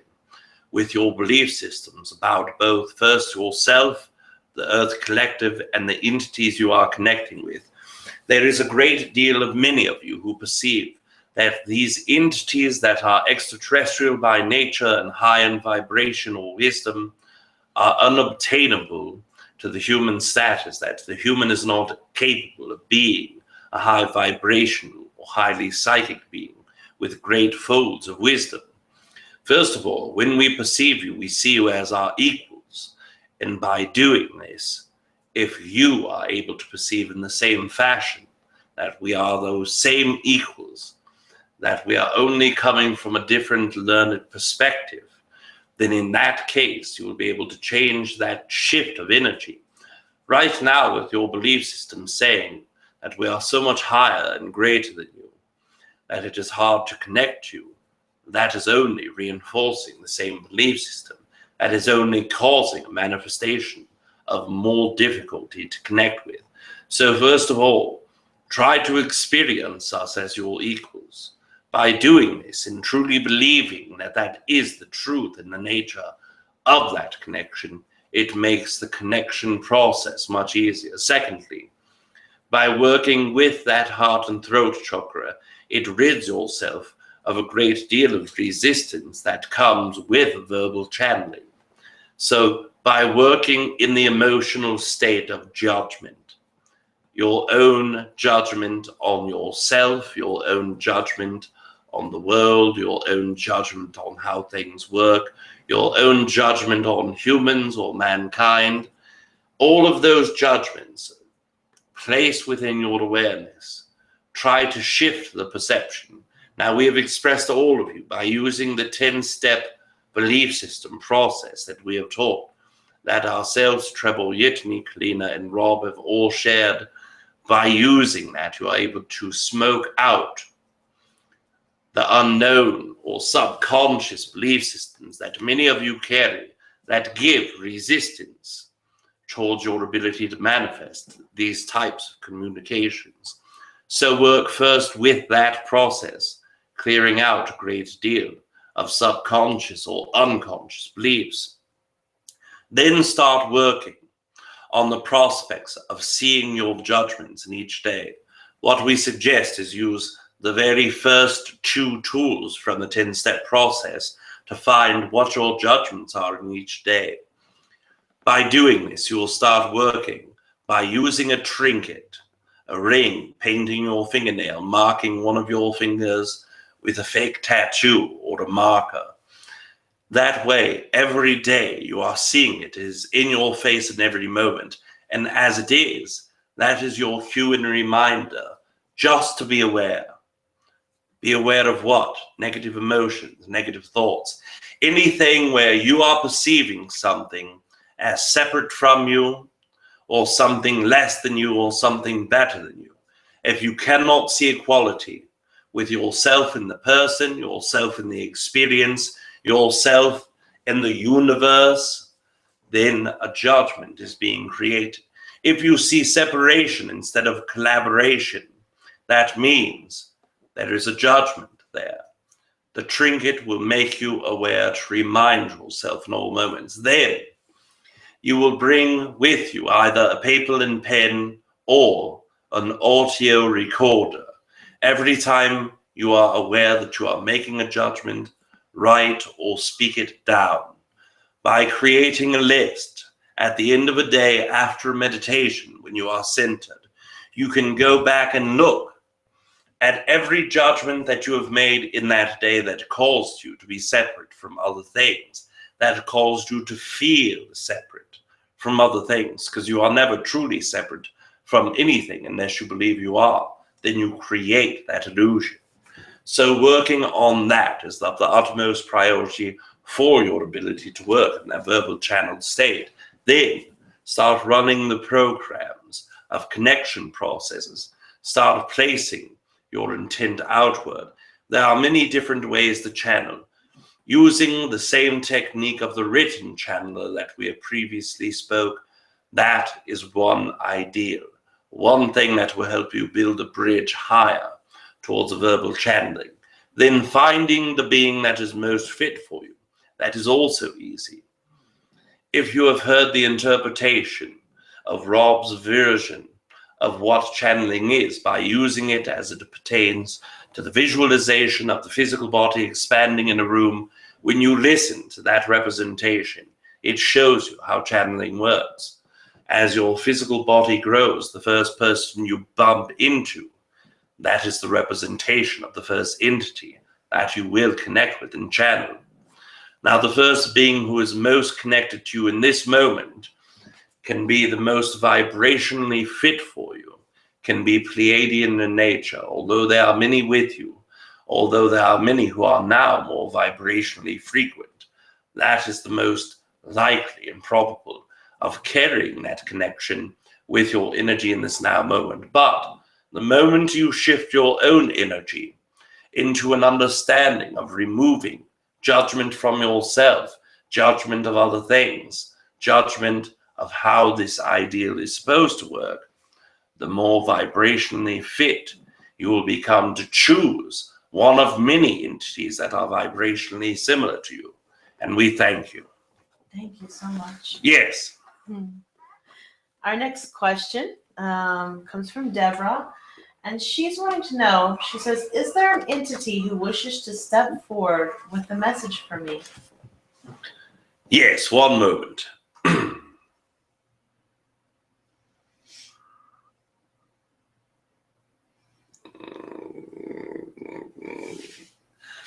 Yes, one moment. We wish to connect you to an entity that is very excited to be here, just as we are in this moment, one that is very deeply connected to your heart. This entity is a representation of a singular existence, one that is very connected to the Nihole collective consciousness. One moment and we will connect to this being.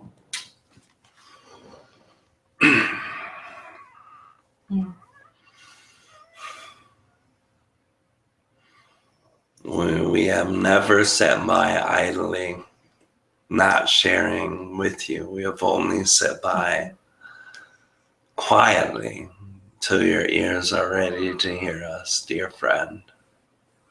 What an amazing opportunity. What an amazing day. Nihole, a very smart word. Yit, a very smart word. How about this word? Yetones noshi. What a beautiful word. This word is representing something important to us, something important to all of us.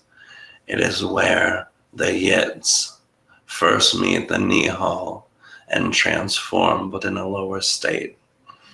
The Yits that you now see are these great, wide, and very happy, very loving beings who exist as half of a human and half of a reptilian being, but their third experience, their third density experience was a little different, their fourth density even more different. Between the third and fourth, they were friends with another human race, humanoid race. That is me. We don't share the timeline that's appropriate. We don't have a way to share the timeline with you so that it's understandable, but we'll try to make it as simple as possible. If you go forward far enough, then you have to come back. And after you go back, you have to reevaluate what was first, going back or going forward. Somewhere in the middle of before and now comes our energy. I just want to share with you, dear friend, that I am here. I have been waiting for this moment for over 2 years. This moment represents to me your ability to find a heart of hearts, a love of loves, a valuation of self, a valuation of selves. By knowing me, you now know more of you. the future and past version of yourself is very easily recognizable, don't you think? Sharing myself with my future past version of myself makes me excited. So I know if I am, the other part of me has to be. Now we have two parts of ourselves. Now we can share. Thank you all so much. And thank you, Kalina. Oh, And thank you, Rob. thank you so much for sharing your heart with us. And thank you. Bye. Bye. Hey, Treb. We are back yet again without hesitation or delay. Well, welcome back, Diffie. Yes. All right. Well, this is exciting. Jolie has a question for you. Yes. Second question. She says, I would like to know if there are any star children out there trying to connect with me. Yes. Now, when you are speaking of star children, there is a great deal of energies that this can incorporate. We understand this can mean hybrid children residing in stars. This can also mean entities who are of a galactic nature but are of the very youngest breeds, but also it can mean those who are children of the stars, which means every physical being within the experience, the galactic consciousness, expanded outward into each galactic consciousness universally. So, in our definition, we would express to you there are a great deal of many entities in the hybrid programs who are children, some who are learning just as humans do, some who are well beyond the area of evolution and learning of the human experience now. There are three entities that are involved in the last two of our definitions that are directly connecting to your own energy. One of them steps forward with a desire to share energy with you, but not a direct capacity to connect to both my own energy, but also Rob's in order to achieve the saying of the words. So it is expressed much as in your telephone game. We will hear from this entity, then we will express it to you. The words are similar to the concept of this. Gratefulness of the heart marks the desire to open into the expansion of knowing one's heart. By expanding in your own mind and in your own heart, this shows the universe you are willing to be a part of it. This shows that in the universe you are so desperately, happily, or excitedly trying to be a part of. This gives way to your newfound experience, and in your newfound experience, stepping through the stargate of reality that shows you the greatest mirror of yourself, represents in a way to connect or to compare the two different energies between yourself and your space brethren. Between yourself and these entities lies one common thread, one possibility and probability that is beyond the counting of stars in your vision, in your sight. That one thread is the desire to exist. That joining of this entity to the conversation has given way to all other energies for this moment. The focus only upon the words, upon the energy behind the words. That energy is being shared with you in this moment. What we believe this entity means more than anything is that just by existing and reflecting, just by opening yourself to the opportunity of expansion and co-creation, that you and this entity have the ability to connect upon many levels, upon galactic levels, upon solar system levels, but most of all, directly in your own sense of awareness. This entity desires for me to elaborate more deeply on the sensation. One moment, we must hydrate Rob's throat and continue. Feel your physical body in this moment. Be aware. As you are being aware of this, you will feel a sensation of tones going through the physical body. These are not tones that you can hear, but tones you can feel. Vibrational quality tones. First of all, feel the middle of between your third and second chakra. It is approximately in the belly button region. If you can feel that vibration, then start moving upwards between your heart and throat, what some of you call the high heart chakra. Feel that vibration secondly. And the third is feel the vibration on the back of your neck, where the skull meets the neck bone or the spinal column. When you feel that third vibration, you can unlock the chakra system of communication with this entity. Work directly with that communication effort, and this being will work with you for 2 weeks from today, non-stop, consistently, consecutively. We thank you. Thank you very much. Yes. Okay, so the next 3 questions we have are dedicated to Treb. Yes, one moment we will connect you to Treb Bor Yit NE.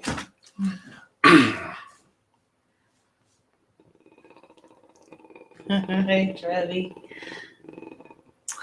Yes, good evening, Kalina. Welcome back. Yes, it is very exciting to be back as well.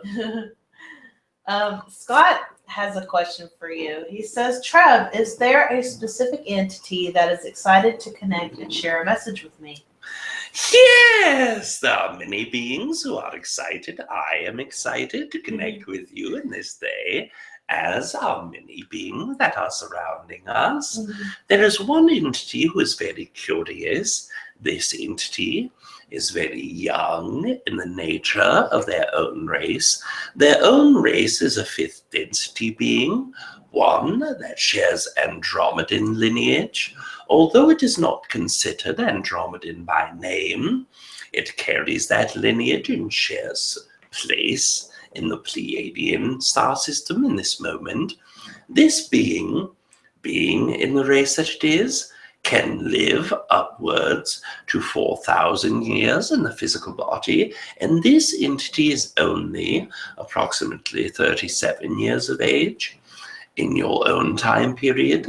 So in that essence, this being is still very young and still very excited and wishes to express to you that it desires to be able to find out a way to work with you so that it may ask you questions. And we understand this format seems very different for you. You are usually the one that is asking beings that are galactic in nature questions of your own, but it desires truly to connect with you and ask you these questions so that it may learn. It knows you from a great deal of many sources, but in this day, perhaps a better communication for the format that we are in revolves around an entity that is reptilian hybrid in nature, and this entity represents reptilian hybrid with avian consciousness, and these entities are from the Scorpio constellation and desire very much to share a message with you. One moment and we will connect you.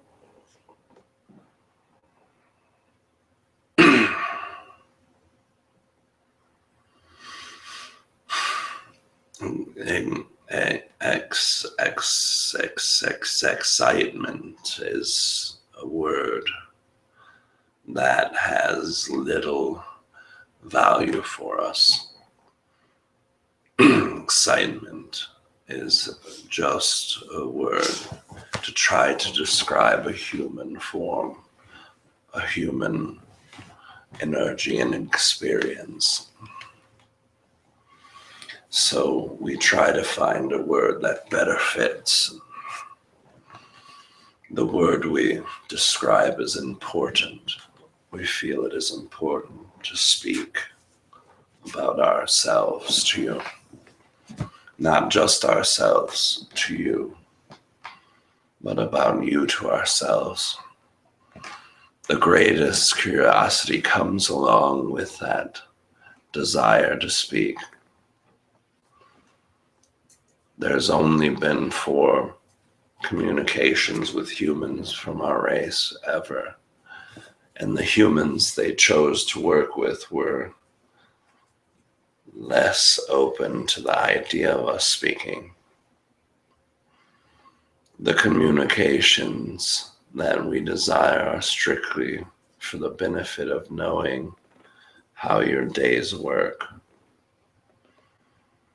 It seems relevant to know that now this being that's connected us shares that there are 2 beings in a row who desire to ask you questions. This is a theme. Yes, it is.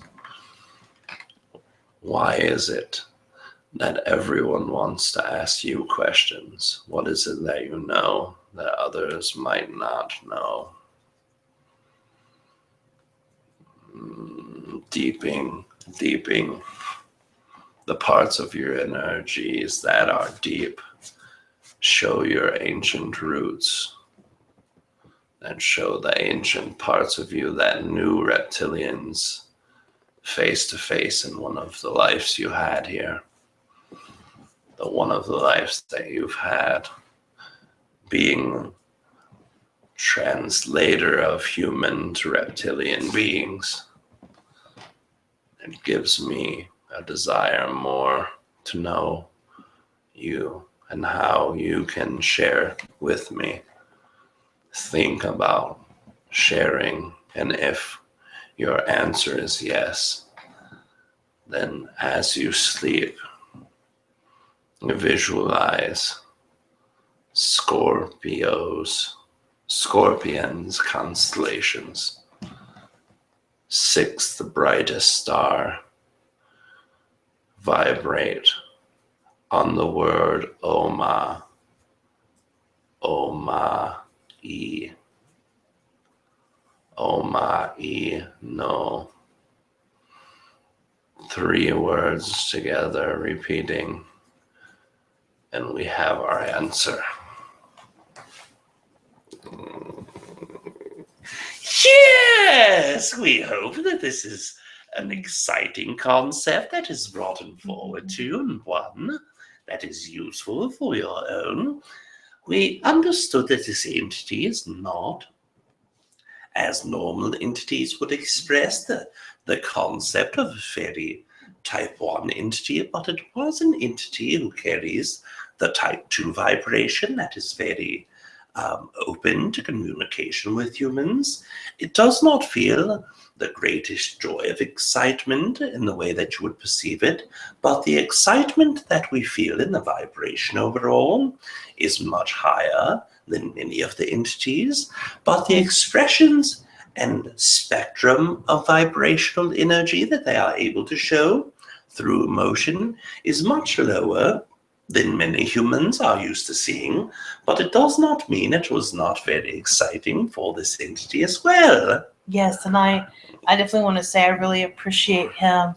Here, let me get you some water, Treb. I appreciate him coming through, because I could see that he was very uncomfortable in a human body, or at least Rob's body, with all the shifting around and moving. So I just want to express my gratitude, and I know all of us here, we were noticing he was uncomfortable, and we were expressing our gratitude for him coming forward and sharing with us, and we love and appreciate him as he is, and no judgment at all for how he defines, how we define excitement, or what for him might be, concentration or something of that nature that is more resonant for him. He has this very, what I picked up, like having a purpose, if that makes sense, like the feeling of a purpose or responsibility, so I think, the word excitement can be very different for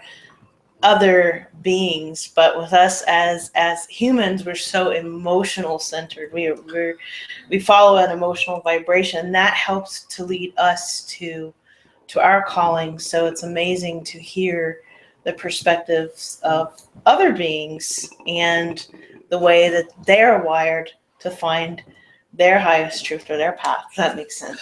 Yes, it is very exciting to see your own perception and perspective and the accuracy of the comments in which you made about how it is perceived and how it is being expressed, being two different ways, is much very high in connection to the idea that this entity desired to share. So your ability to pick that upward makes this entity very happy. Oh, good. Yes, we love. I send my love to him. Definitely, I definitely felt a connection there too. So he's welcome to hang out here too if he wants to. Yes. All right, so we have our next question from Susan, and she did a switcheroo with question. She's very curious about all the static and all the technical issues that we had in the beginning of today, and she was wondering if you could shed some knowledge on what that was about. Yes, there are two things in which occur that cause this certain situation within this certain day. The very first that most humans believe is that there was concerns and worries from both Rob and Kalina that perhaps things were not set up right or something along these lines. And what we can tell you is that this is not the case in this specific day.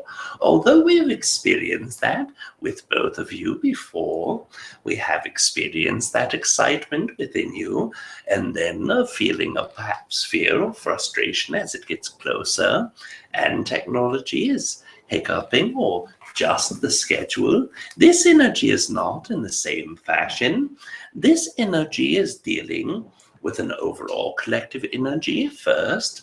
The overall collective energy says that all of the things that you are doing that are scheduled must show you the importance of being in the moment.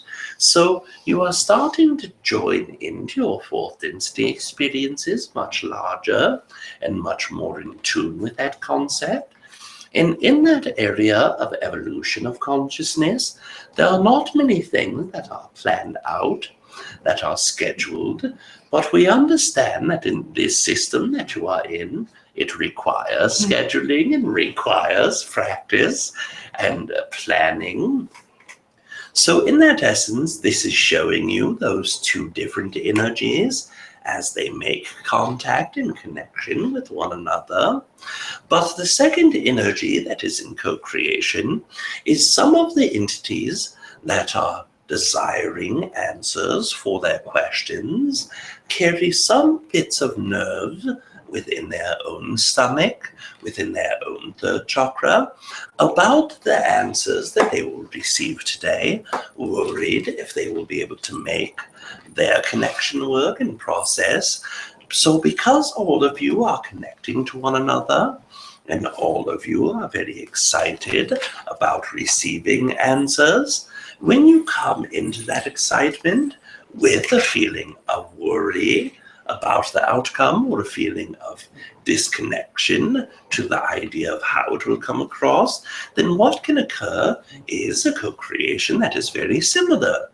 Now, in this essence, you have seen yourself in the host, both of you working together before, where you experienced the creation of such a thing, where both of you were worried about getting the information out to others and taking care of the people who have paid for videos or sessions, so you are well aware of how that aspects work. But we wish to express that in this day, it is more so the teaching of your new fourth density self in a showing to many of you who manifest the ideas of getting a certain result in an action that you create, that sometimes it will come differently, but that does not mean it is not as good or better. That's amazing. I also wanted to elaborate on some of that, or I've been feeling connection with my Arcturian 103 guides suggesting me adding back in certain rituals in my life, or tools, or permission slips, as Bashar might call them, or does call them. But, lighting, it could be something as simple as oming right before something, or lighting a candle, or, saying, a prayer of gratitude to Mother Earth, or, whatever it may be. And I'm feeling like sometimes we get so busy and we're so excited, which is good. We forget how wonderful and how lovely having some sort of a ritual right before we do something. It's basically setting a type of intention and clearing out any excess energies and grounding as much as we can. And so I've been feeling like that's been very necessary to put back into my life, because like you said, Rob and I feel so much love and responsibility and such a desire to be there for everybody and give them the best that we can. And we do sometimes get concerned about, if something starts to look like it's like the computer going off, we get a little concerned, because we want to make sure everybody that's happy and that they're happy and well taken care of. So I really appreciate you saying that, and I was curious what you thought about the whole ritual thing that I just mentioned. Yes, for many of you who have belief systems that state, in order for me to do something that I desire to do, I must be able to make energy in front of it that is very accepted by the universe. It is very important for you to support that belief system. But in this energy, as you are perceiving it now, the both ways to do that concept, to either make space and energy for it, or to go in running as fast as you are able with no space available, both of those are equal in fairness and workability, but it is mostly dependent on the person who is running into the situation. Absolutely. With an energy of someone who feels more at ease in their heart by putting energy in front of something, planning, working on, as long as their energy is not placed in worry or ideals of not being able to figure it out or being able to do it at the right time, then it is very helpful for that pre-ritual. It is very important for the love and vibration to be shared in that moment. But the more that an entity works within a construct of fear, the more they will see it manifest out into an unwanted experience. Now, on the same side of the same coin, we will express that those who work in no fear, but running forward at full speed with great expectations, will find themselves working very similarly with difficulties. It is believing the energy to be open that gives you the best opportunity, whether you are doing the ritual or running headfirst, to not have an expectation on how it should work or how it should come out can be very useful to you finding new experiences. That is amazing. Thank you, Treb. I had so much awareness. I appreciate, Susan, you asking that question. I know for me, I think this the moment I realized that it's basically a tool that can help serve, but it's not really necessary. I kind of stopped doing it that all the time. But I think for me, it's a way for me to center myself and be aware of any minute, imbalances that I might be going through. And yes! I think Rob is a little less of a ritual person than I am. He's very in the moment, but I think for me, the ritual is my way of getting in the moment. So very interesting. Yes, and very well expressed as well. We have 2 more questions. Do you feel like you'll be able to take them? I believe that we are able to take them, pending on the amount of time. The host physical body is capable of going through approximately 7 to 10 minutes. Oh, excellent. That is left of energetic connection. All right. Awesome. Well, I think we might be able to get through here. So our next question, the second question comes from Celestian. He says, I'm having trouble with my hips and legs. It is becoming more and more difficult to walk now. Can you suggest why this is happening and what I can do for this illness? Yes! First of all, we are not able to look into your hips or muscular structures or bones. What we are able to do is see your energy and see how your energy interacts with the concept of the physical body. So as we are looking at that idea, we are seeing that you do have resistances that are within your first and second and third chakra.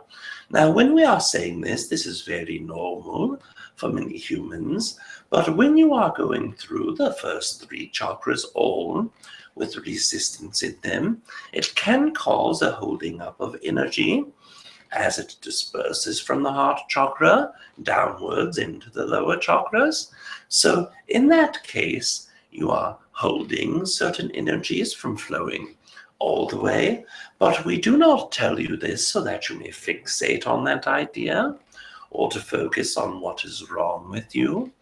What we are doing is telling you this so that you have the opportunity to look at your emotions about the masculine versus feminine energies within your own self and also those around you, and work on the concept of opening your feelings of safety and your self-judgments and feelings of self.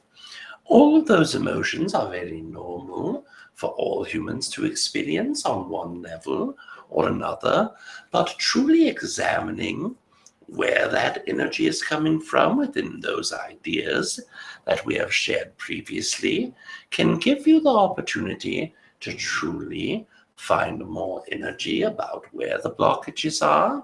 That would be emotional in nature, not energetic in nature. So the more that you heal those parts of your emotions, the more likely you'll be able to rid yourself of this backache. Oh, thank you, Treb. Yes, and we are looking for the water for hydration of the host. Oh, Treb, I'm sorry that got pushed out of your reach, didn't it? Yes, it is very acceptable. That's not good. We can't have you being thirsty. Yes, we understand. All right. Did you get enough? Do you need another sip? Yes, we are fine for the remaining question. All right. This is a very good universal question that's coming from Passion Kid, who says, how can I heal and release my guilt and anxieties with people? Yes, first of all, the whole idea about anxiety comes from a feeling of your own self not being able to do something properly or not being able to interact with others properly. It is the concept that most humans call social feelings of social anxiety or social awkwardness.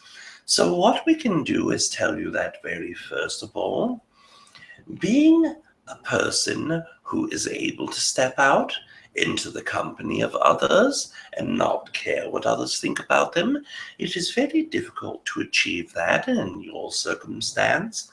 Even if you were able to just switch that switch, it would not be able to benefit you fully, although your energy would be clearer, although your own chakra systems would have less hesitation in that idea.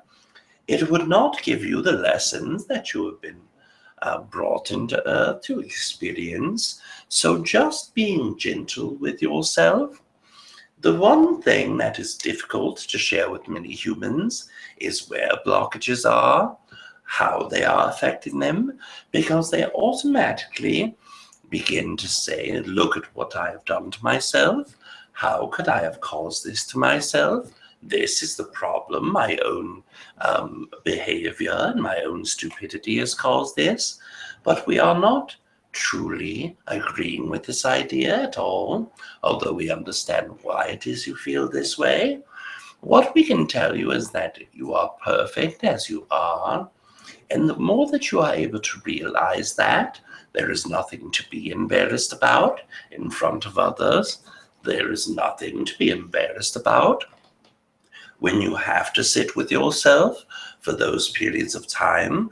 The more that you will be able to truly break open from that fear of judgment of others. And if you are able to do that, then the social anxiety will be removed.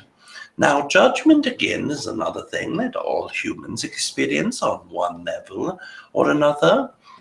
And many entities wish in their own minds, I wish that I am able to only have unconditional love, but ourselves as well as Aridif have expressed many times that there is no true way for a human to be fully unconditionally loving, because in all parts of the evolution where your soul is at in this moment, at the beginning of fourth density, it is next to impossible.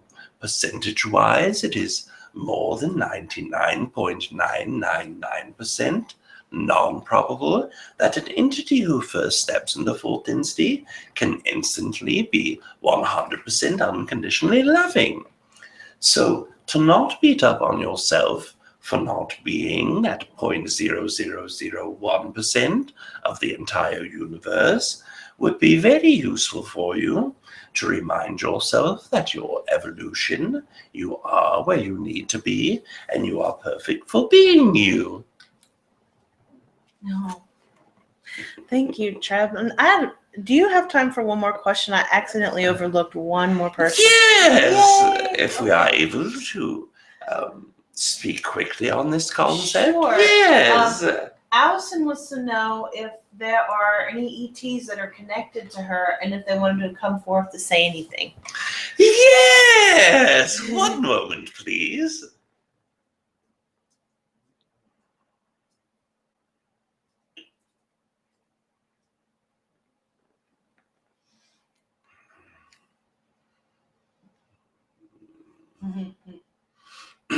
Yes, yes, yes. We share with you in this time. We are happy to share. We are happy to share. I am Dablo from the Ayel. It is difficult to communicate through this vessel in this moment. The energy is not great, but I have to share quickly my excitement for being here. Yes, I am so happy that our hearts have been connected and our minds and our energy. Yes, we have shared so much love, connection, sharing from one heart and one thought to another. You know who we are and we know who you are, and you are deeply in our hearts, Allison, and you are deeply part of our mothering and fathering process as a human. So there are so many levels of loves, so many levels of love and connections. So excited to be able to communicate with you. Further communication is desired by me, yes, and more will come, yes, I am sure. There are many, many times for us to speak in future, yes. I love you very, very much, yes, and I must depart in this moment, yes. We are back without hesitation or delay. This is Aridif. Oh my gosh, what an amazing event.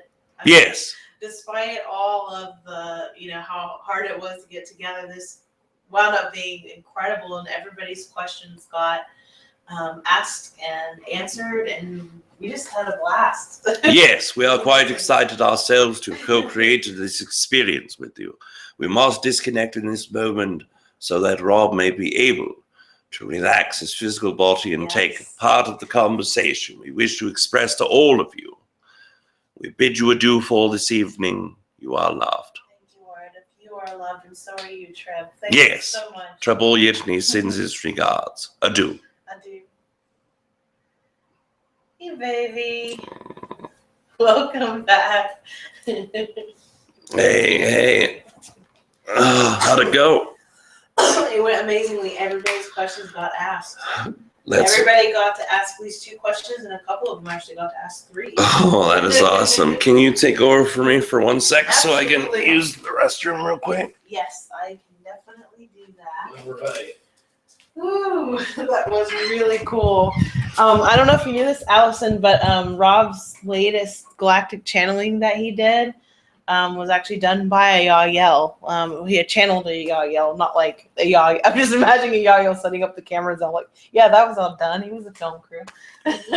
No, we set that up. We didn't make him work. And he channeled a Yael. And what's amazing is when Rob does that, he has no clue who's going to come forward. There's like no, we have no idea who's going to come forward in that moment. It just depends. Aridif is the one that helps to bring them forward. So really amazing. So, and I know one of you guys had a being from Vega. I don't know if they're necessarily from the same planet, but from the same star system. So that's definitely something to check out too. But yeah, that's amazing. Amazing synchronicities. Yeah, Shirley, he does get tired. It takes a lot of energy to channel, especially trance channeling. I think conscious channelers don't get quite as exhausted because they're still very present in their body. But Rob, he goes at 100%. He does astral project and hang out with Treb most of the time. Yes, I do. I'm glad that all you guys had a good time, and it sounds like from you, sweetie, that everyone had a wonderful I'm time looking in at the session. chat room, and it's really amazing. You guys are so sweet. Glad to hear that. Yes, and don't worry, Shirley. Once we get off here, we are going to take good care of Rob. He and as tired as he looks, he bounces back very quickly. I mean, in 20 minutes from now, in 20 minutes to 30 minutes from now, he will be good as gold. I kind of almost feel like it's like, if you have a really good intense sleep and a lot of dreams, you might wake up a little groggy and like, wow, that was really amazing, but it takes a while. So it's like, but well, I bounce back a lot quicker than I do when I wake up in the morning. He does, especially lately. If we pop on a Game of Thrones episode, we've become like these crazy, like fanatics. Game of Thrones for anybody. Well, we've been catching up. We watched all the seasons up until 5 or 4 live, and then we watched 4, 5, and 6 live. But it's been so long since we were forgetting details. All the old ones. Like marathon style, catch back up to season where we're at. So that's kind of like lately when Rob is recouping, we're like recouping over an episode of Game of Thrones. That's probably what we're gonna do. It's funny though that got brought up. There was one person when I put something up about it on Facebook. They're like, "I didn't know that you watched that," and I was like, "Yeah, it's a pretty good show." And they said, "Doesn't it have violence and things like that?" And I said, "Yeah," and they're like, "That doesn't affect you?" So that whole thing for me, it's like before I started my spiritual journey, I was very much involved in a violent lifestyle, and all the people around me were violent. And growing up, there was a lot of people around. So violence doesn't affect me like it does a lot of people. He's in Michigan, so winter was already here. That's good. But for me, if it's exciting and if it's fun, then it adds to your life, and that to me is spiritual.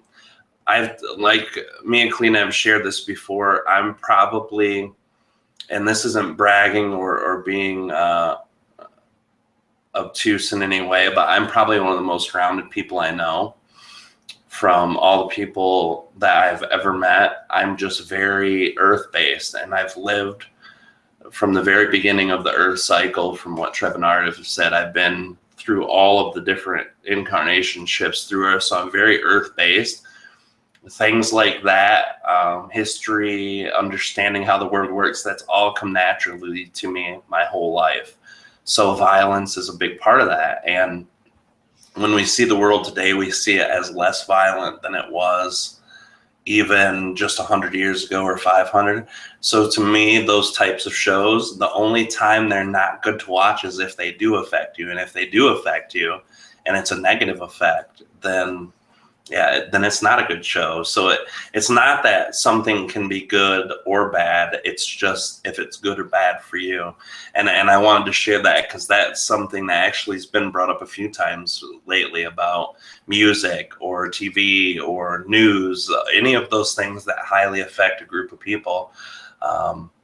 Some people just assume if it affects me, it's got to be bad for everybody, and not always. But anyway, I'm sorry I got off onto that, but I felt that it was worth sharing. I love you guys very much. I know Kalina loves you guys very much. I'm glad everything went well. This next monthly webinar, all the dates are up on our website, so there's no need to guess when the next monthly webinar will be. We are asked, which house of Game of Thrones are we? I don't want to like do spoiler alerts for anybody, but like I'll put it this way: my absolute favorite character is Tyrion. There's speculation on exactly how Lannister he is, and that's all I'm going to say. And I'm not going to spoil it for nobody who's there, but for me, I'm big fan of the Starks, a big fan of the new Targaryen energy, not the old one. Yes, we don't want to mad. It's all the same though. They have good people, bad people, good energy, bad energy. I think they're gonna have to do good stories, bad stories. A real unifying energy because if you think about it, this whole as it's called. TV, not the book, obviously being called Game of Thrones. Right. It's like if you really think about it, it's kind of some of the problems. I don't want to say stupid, but like in comparison to what's really coming, right? Yeah. I think it's gonna really teach them something. But I don't know. It depends on where the writers. I know. I can see a bunch of question marks coming up. I don't want to really ruin any more of that for anybody. Yeah. Here. I hope I didn't say anything. No, you didn't. You didn't. Maybe we should put a little box. Right. Spoiler alert. Maybe. Maybe. And that's why I just wanted to share that part with you guys because I think it is important to know nothing's bad or good unless you think it is. And that, like people.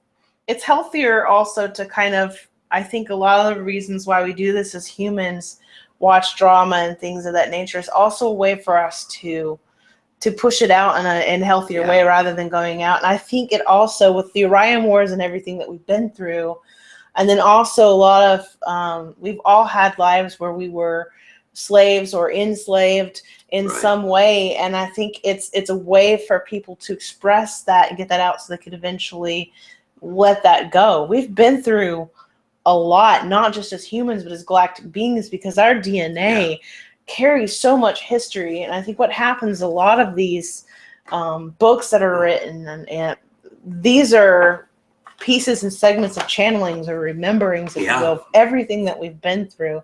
So when I see these, I see like little clues, or we all get like, for instance, Star Wars, that's a big one on, there's a big collective memory going on there. I think that was channeled. That's why everybody loves it. Loves it or hates it. Right. Everyone has an opinion on it. It's like we feel that remembering of especially certain things like that happened. So, but yeah, Rob and I are dorks. We like a lot of the fantasies, sci-fi, go figure. Like, that's totally not normal for channelers. Yeah, no kidding. I know a couple channelers who talk to us about that, but this is awesome. Look, everybody's talking. You guys are cool. Yeah. Kalina's like, you like what we like, so you're cool. Oh, if you guys haven't seen it yet, you must check out the Game of Thrones cat sings. Just Game of Thrones cat, and you'll see it. Yeah, it's so cute. And then I think they also put the sloth one out right after that. But my favorite one's the cat. I love sloths, so I'm I biased. like the cat one better. I'm but all it about sounds a little worse with the sloth than us. taste. That sounds like a cow or a goat, something. Not that cows and goats are bad. No, it just doesn't sound But cats like a cat. are adorable. We got a big fluffy one sitting there. I was going to She's pick her up and passed show her, out. but she's out. I am going to go, guys. I'm tired and I want to revamp my energy. I love you guys very much. It has been awesome. Oh, the controller's going nuts. Oopsies. Oh, that's all right. I sat on it. All right. I love you guys very much. We love you guys very much. And next month, you don't have to guess when the webinar is. It's on the site, UTWhisper/monthly. So if you want to join us, we're there. And every first Wednesday of the month, we are going to start back on the Enlightenment Evolution Hour full time again. Oh, and guys, we'll be launching an official the channel panel website very, very soon. I'm building it, and it is looking It's amazing. really good. And it's going to have connections to all the channelers that were on and will be on always in the future. They'll have their little sub pages that lead back to everything they're doing too.